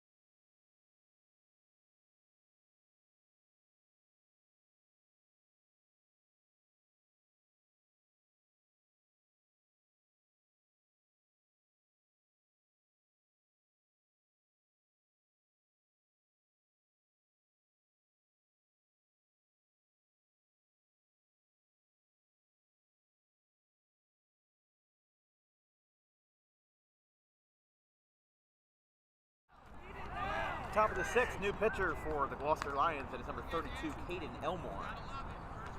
Eric Jerez was warming up in the bullpen. It's not meant to be, at least for now. But Elmore takes over in the 6th. I gotta say, I think player of the game might go to Gavin Zane for this one. I mean, 2 for 3, got a big RBI, and also had 3 big relief innings, taking over in the 3rd, 4th, and 5th after Gavin Wiener only threw 2. That one's outside. Gloucester will have 2, 3, and 4. Great middle meat in the order.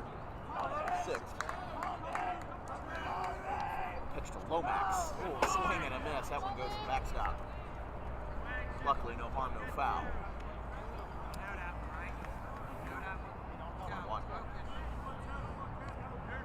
This broadcast is brought to you by Harper Driving School. Drive into success today by booking your appointment at Suite 4 of the Total Turf Experience Complex in Pittman. First-time drivers have a 95% success rate on their road test on their first drive. Book an appointment today and ask for Tim. And like we said, if you're a small business owner interested in being a sponsor of Dan Wilkins Broadcasting, we are selling advertising spots for as low as $250 for 6 months. Further packages and premium deals, excellent ROI, if you will. Well, you can ask all of our sponsors, Vincent Lawn Care, Garden State Pet Center, Harper Driving School, Tommy D's Home Improvement, KP1 Designs, all the great people over there. They have been great to us. Hopefully we've been great to them. And add your name to the list today. Like we said, our email for business inquiries is thedanwilkinsshow@gmail.com. All of our social medias and contact info are in the description of this YouTube video. So we were just talking to Ryan Kulik. The players are probably going to get here around 12:30. So 3 hours before game time. It's 11:57 now. Outside, that's ball 4. Lomax gets on for Schwartz.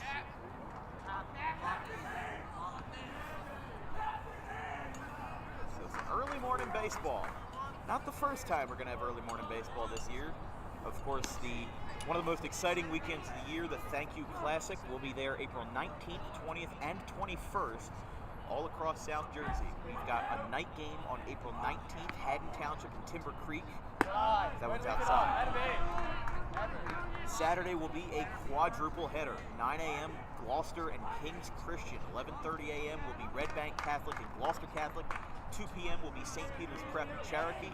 And 7 p.m. at Belmar Rec will be Delsey and Notre Dame. Notre Dame in Central Jersey, not the ones from Indianapolis. Sunday, we've also got 2 games. 2 o'clock, Toms River East versus Bayonne. And 4:30 p.m., Pope John versus Donovan Catholic, 2 powerhouses in the Shore Conference. So that is going to be an excellent weekend with 7 games all told. Dropping to the deck, the throw, got him! Beautiful execution behind the plate by McCormick. And Lomax is retired. 1 away.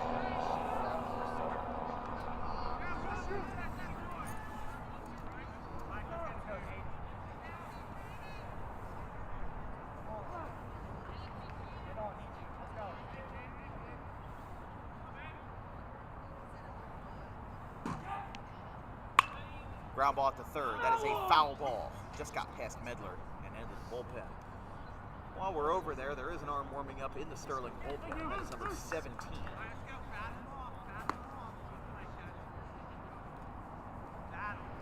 That is Gavin McCormick.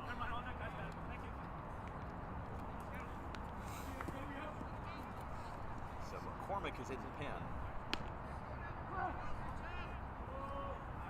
Could be Dean Collins' replacement in the 6th. He did well out there. A lot of it wasn't his fault. A little floater out towards short. Siebert takes it in, ranging to his right. There's 2 down. Well, your belief as if you're in the gray and blues, is that you get a couple of knocks and get a couple of runs in and you're back in business. But you're running out of outs. You don't have unlimited outs to make a comeback happen. You got to make up 6 runs, and you've got 4 outs to do it. Got the middle of the order here. The best thing you can do is just chip away, get a knock here and there, And I think the biggest thing for Sterling is going to be plate discipline. They've taken a lot of swings today that have just been unfavorable. They're chasing high, they're chasing low. What you got to do here, versus a good Gloucester pitching staff, is you gotta resist the temptation. You got to keep the bat on your shoulders for as long as you can. Try to just extend that window a little bit and put the count in your favor.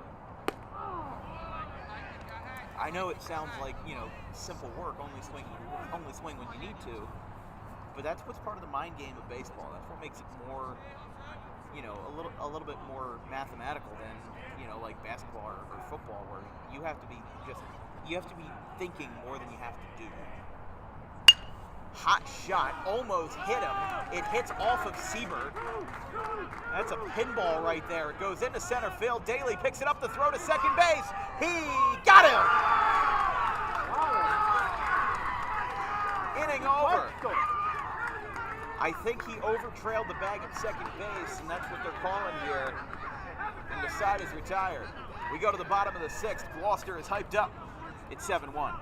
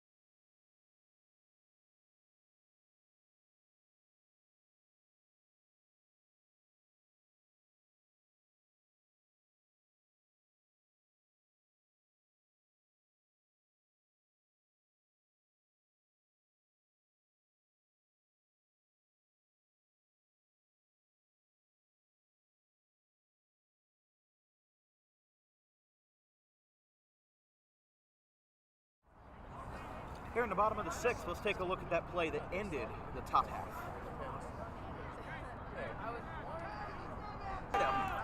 Off of Siebert. That's a pinball right there. It goes into center field. Daly picks it up to throw to second base. He got him!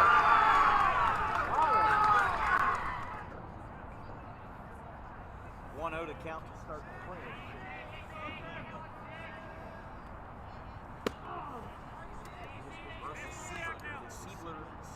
Siebert, Wiener, and Midland. Middle of the order for Gloucester, 2, 3, and 4. And that's a rocket out to deep left field. That's going to be down the line. It is a fair ball.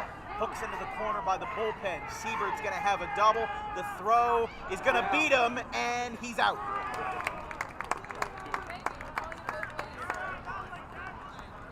And he might have, I was going to say he might have pulled something. He was a little slow to get up.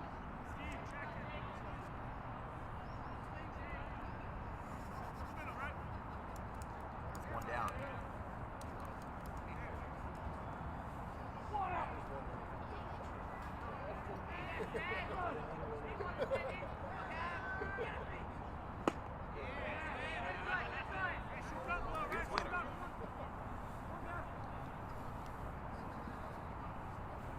One for two, a single, a pop out, and a walk so far for 17.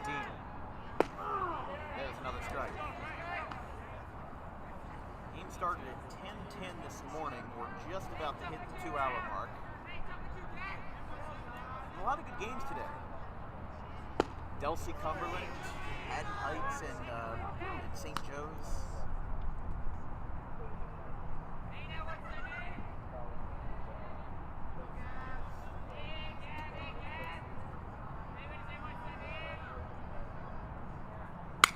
There's a rocket out to left. This time it's foul. Close call.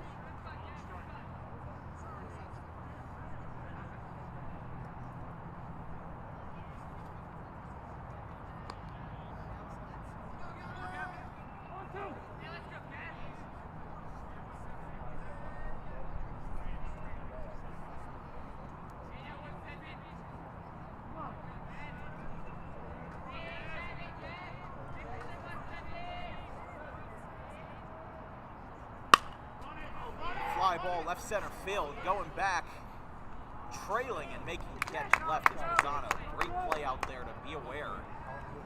And there's 2 down.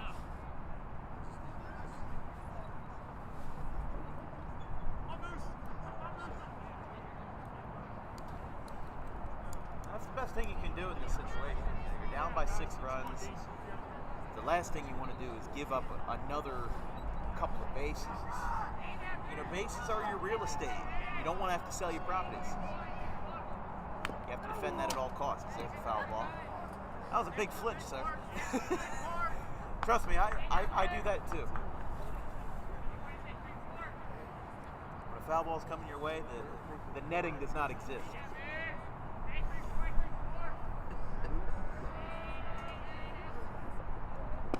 That one is down, 1-1.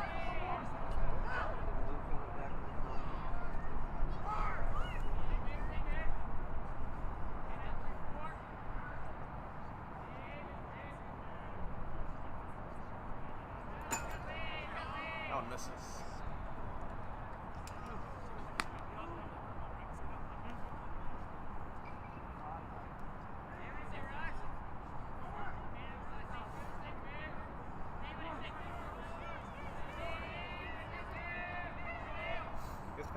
Ground ball, hot shot, base hit. Russell Medler's got another one. This brings up Hall with traffic on and 2 away.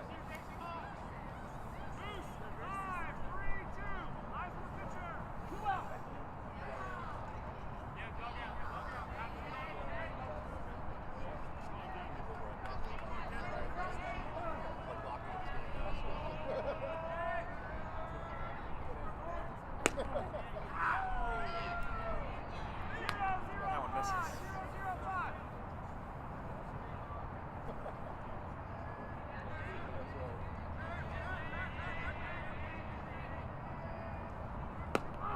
There's another one.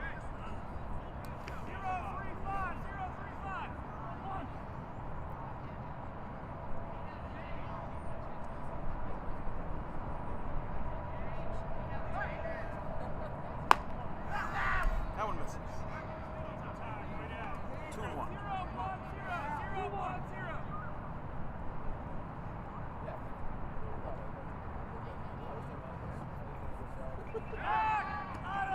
Throw to first, not in time. Close call.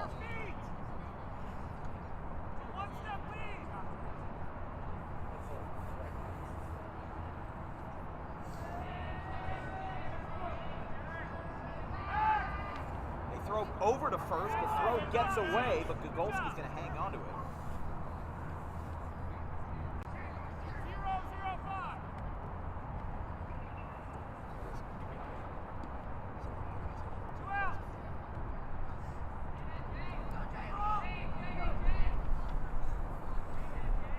Collins looking over at first.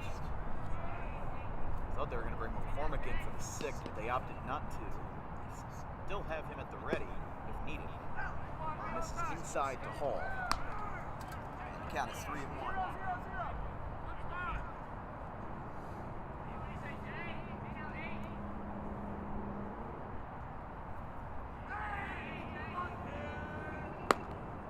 That is ball 4. Jason Hall 1.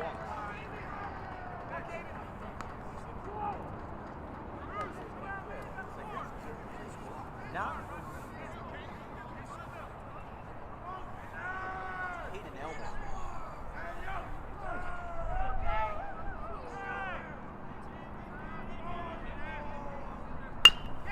That one's hit out towards second base, picked up. Throw to first, underhanded, and it's in time. Gloucester leaves 2 men on the pond. We go to the 7th, 7-1.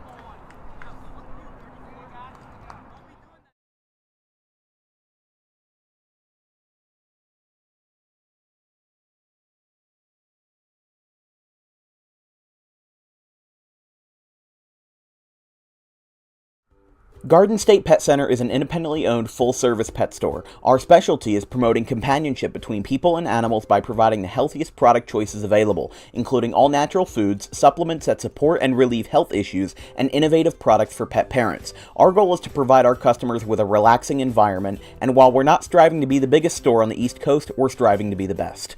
No other pet store will make you feel at home like we do. At Garden State Pet Center, we view pets as members of the family. We don't believe in fast, high-pressure sales, but instead matching up the right pet with the right owners, as you are making a lifelong commitment. Together with our team members, we would like your visit to our store to be both enjoyable and educational. Simply drop in and take a look around. View the birds, reptiles, small animals, toys, food, cages, and miscellaneous items. Learn of the services we have to offer and decide for yourself if this is the store you'd like to call your home away from home. Victor Santucci, owner of Garden State Pet Center. Visit us today at 226 South Whitehorse Pike in Audubon, New Jersey. We're open 7 days a week for all of your pets' needs.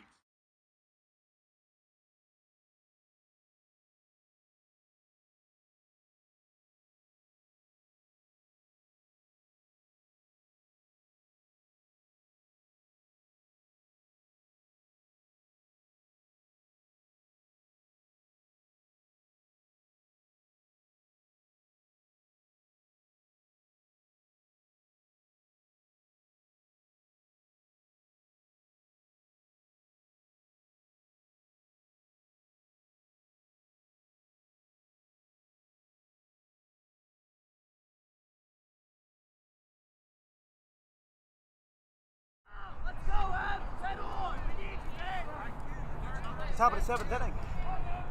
Last chance for Sterling. Come on, Ed, we need you now! Now! Come in! Wind picking up here. That's Elmore.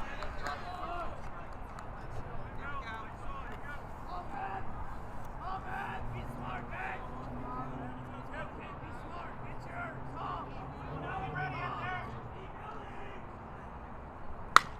Ground ball at the 3rd. Medler is there, picks it up. Throw is a little off, but he still gets the out. One away.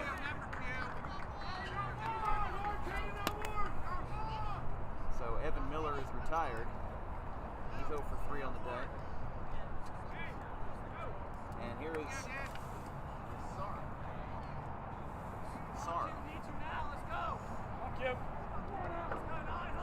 He has reached base both times, once on a walk, once on an error, so it's still 0 for 2. Actually, no, 0 for 1. It's weird how walks and hit by pitches only count as plate appearances and not as at-bats. Because it feels weird saying 0 for 1 even though he's been up to the plate 3 times. But that's the way the scorebook works. I didn't make the rules. There's a strike. Don't forget to stay for a couple minutes post-game for our Harper Driving School Player of the Game interview. And of course, at 3:30, we'll be back right here for Rutgers Camden and TCNJ in the New Jersey Athletic Conference. Our first of a few games we're covering for them. We'll be back here on April 18th versus Stockton in the NJAC, and April 26th versus Montclair State to close out Rutgers Camden's regular season. We've got a doubleheader versus William Patterson on Saturday the 27th. But after that, if they go to the playoffs, because they just barely missed last year, but Rutgers Camden is an incredibly improved team from last year to this year. You know, they have really shocked a lot of people in the New Jersey Athletic Conference. They were ranked 8th. Inside. They were ranked 8th in the preseason poll for the NJAC.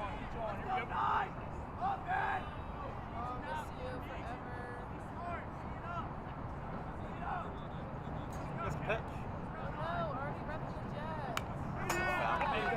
The train above us is running really slow. I know. Good luck. Usually it runs a lot quicker. Like a little bit of steam. That's weird. I was gonna say I haven't seen a train running that slow. Usually it's like double. No, it felt bad. But you know what? That gets the passengers a better look at the Gloucester and Sterling game going on. So it's a win-win. Jack is close. Could be the last chance for Sterling if they don't string together a little offense. They started off the game with an RBI double by Luke Lomax that gave them a 1-0 lead. And then after that, they have not scored a run since the first.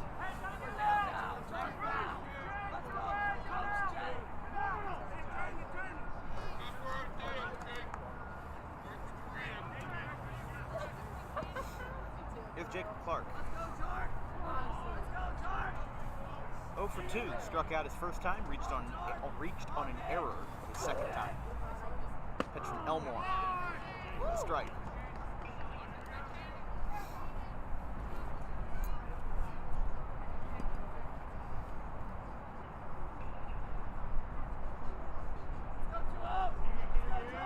Here's the pitch to Clark. That one skips away in the dirt. Going down to second uncontested at Rosado.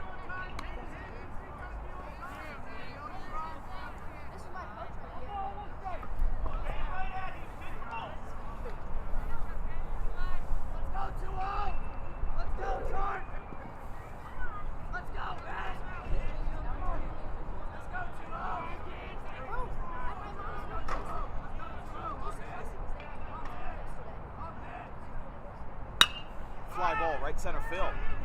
Little floater, calling for it and making the catch at second is Gloucester, and there's 2 away.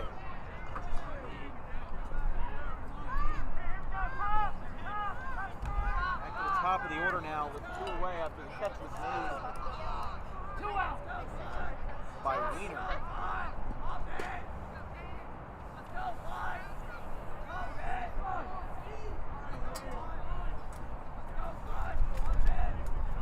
Sterling with a runner in scoring position. They've been here before, but only once have they had enough to get a run across. Again, that was that RBI double in the first by Luke Lomax.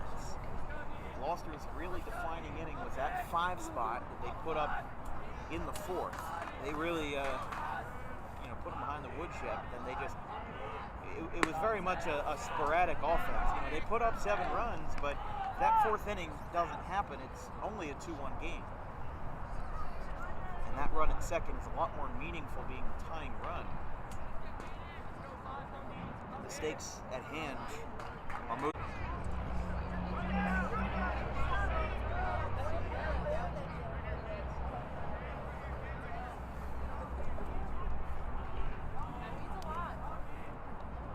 Ground ball foul.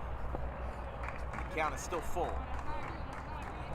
If the ball continues after him, Camardo is on deck.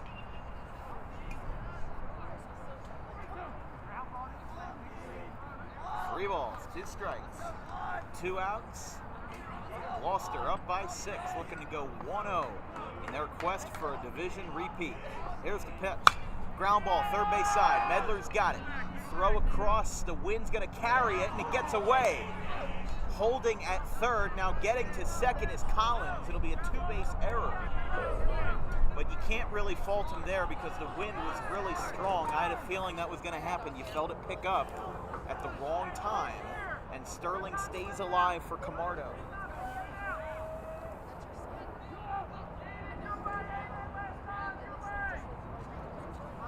I mean, that's an error, but it's almost an apologetic error because it was both his fault and not his fault at the same time that the throw just kind of got intercepted by the wind. And you're off to the races from there. That one's outside. 1-0.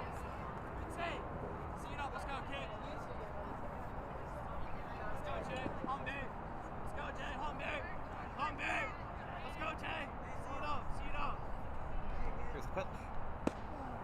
Outside. Sterling's going to do their darn best to stay in this game. And look, they had offense in the first inning, and then everything just kind of mellowed out. Gloucester picked it up. Sterling didn't really have the same response. But now with 2 on, 2 in scoring position, and 2 outs, they've got a chance to bounce. That's 3-0. I mean, this is the best case scenario here. We talked about, what they need to do to make a comeback. But we were talking about that in the 5th inning. We were talking about that in the 6th. If You only have so many outs to work with. You only got 21 to work with in these games. And that is ball 4. Bases loaded.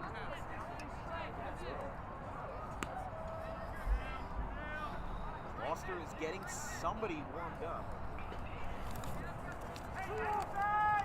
That is number 11, Eric Jerez, back out.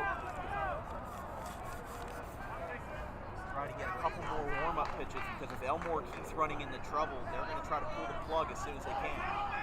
Let's go, Tom! Up there! We need you now! Sato on third. We need you now, Collins on second after the error, and occupying first base now is Camardo for Tony Sanchez. Going to force in the infield tonight. First pitch gets away from McCormick. They're going to hold the runner.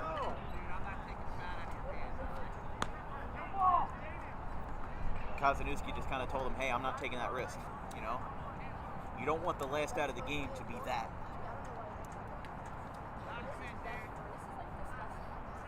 Sanchez 1 for 3 at a single in the first. He is actually the only run that has crossed home plate for Sterling today. Let's go! See her! See it all! Let's go! Here we go. Bases loaded, 2 outs.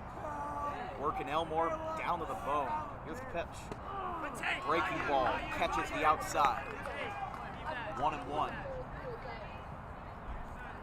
This is the best time for Sterling to mount a comeback, because you're in the middle of the order and you're facing a kind of vulnerable and rattled pitcher.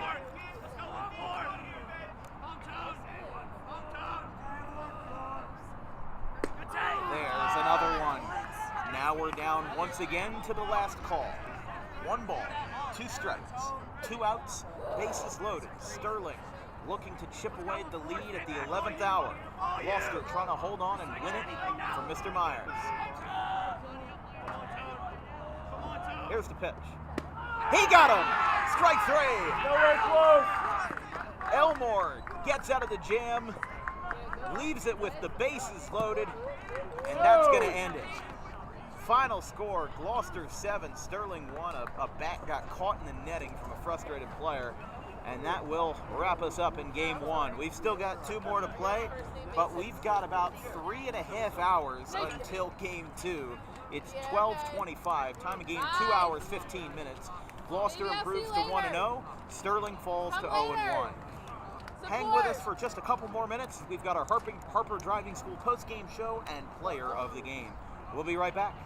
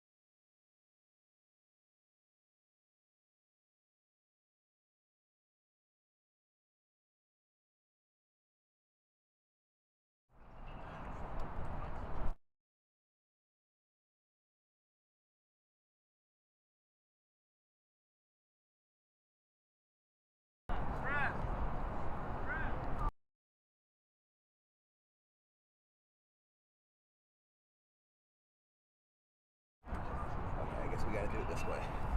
All right. Player of the game presented by Harper Driving School here in game 1 of 3 of our triple header. Gavin Zane threw 3 innings on the hill, but also had a good day at the plate, drove in an RBI, went 2 for 3, had a single, had a double as well. You know, you guys came into this game with a chip on your shoulder. Obviously, this is the unfortunate news a couple weeks ago of Gage Myers passing. You know, you guys really had to go out there and play as a team. You hung up his jersey in the dugout, and you guys are always thinking about him. You know, what does this win mean to you guys? So we came into the season after carrying hard work, and we decided to dedicate the season to Gage. So when we step on the field, we're not playing for ourselves, we're playing for each other and Gage. It's great to hear. And you know, you individually really were playing all sides of the ball, in the infield, on the hill. One of the big differences, though, is that at Gloucester you've got an actual grass field. It's a little bit taller, the ball rolls a little differently, and there were a couple hiccups in the infield where people, you know, are fielding the ball a little differently. You gotta think a little differently with turf, just because with the ball bouncing. Is that something that you found easy or difficult to adapt to? So yesterday we've been stuck all week practicing. So yesterday we actually went out to Dan Wilkins and took ground balls. So coming in this game we were prepared to play on turf. So we really adapted to IO today. You know, we figured the ball was bouncing, the ball was moving quick, so we had to adapt a little bit. That's definitely something that you guys seem to have the edge on with the preparation part of it. Is that, you know, look, the last couple of days, there was only one game played in the entire state on Wednesday, and only like a dozen on Tuesday. You know, rain really wiped out almost all of opening week. Gave you guys a lot of time to practice, but it does squeeze in a couple more games at the end of the season. So you guys are going to be working extra hard with less off days to work with. So you guys are ready to go. First division title since 2005 this last year. Goal for this year obviously will be the same thing, but you guys really seem to have made the improvements on the pitching side. You threw out there for 3 innings, had a couple of Ks. You know, moving from second base to the mound and just getting it done in relief after the heater through 2. How did you feel out there? So when I step on the hill, I have confidence in my teammates to field the ball. So I throw strikes, I can throw the strikes. So if they put the ball in play, I have faith in my teammates to take the ball. And also in, you know, the top of the it was the top of the 4th, and you had a couple of big jams. I mean, it's no secret, but you got out of them, and that is what really made the make or break for Gloucester. You know, it could have easily been a 3 or 4 run game, maybe even 1 or 2, if those jams aren't taken care of. You did it. You know, Wiener did it. Elmore did it. Everybody, you know, left Sterling on base. You know, not every inning was clean, but you got out of it unscathed. So, you know, you and your teammates obviously have been working together all off season. Now you're back in the win column after losing to Sterling last year. How does it feel for you? It feels great. We had a big chip on our shoulder. Mad about the game last year. We came out ready to play baseball. Great to hear. Well, that'll conclude it for the interview, and what we'll do as a part of our tradition here at DWB, you'll just sign the scorecard anywhere at the bottom, make it nice and big for us, and then we'll send you on your way. All right, there you go, Mr. Gavin Zane. Beautiful Lupin signature right there. Nice to see you. Thank you so much. We'll see you guys later this month. All right, that's all for us here at DWB this afternoon. I should say we have 2 more games. We've got another 16 innings to play. We've got 9-inning TCNJ and Rutgers Camden at 3:30 in about 3 hours, and then 6:30 the nightcap Eastern and Haddon Township. From everybody here at DWB, my social media coordinator Anthony DePalma, our graphics crew Gavin Van Rel, Caleb Lane, and Liam Nolan, my producer in the freezing cold Emmett Canary, I'm Dan Wilkins. We'll see you later tonight.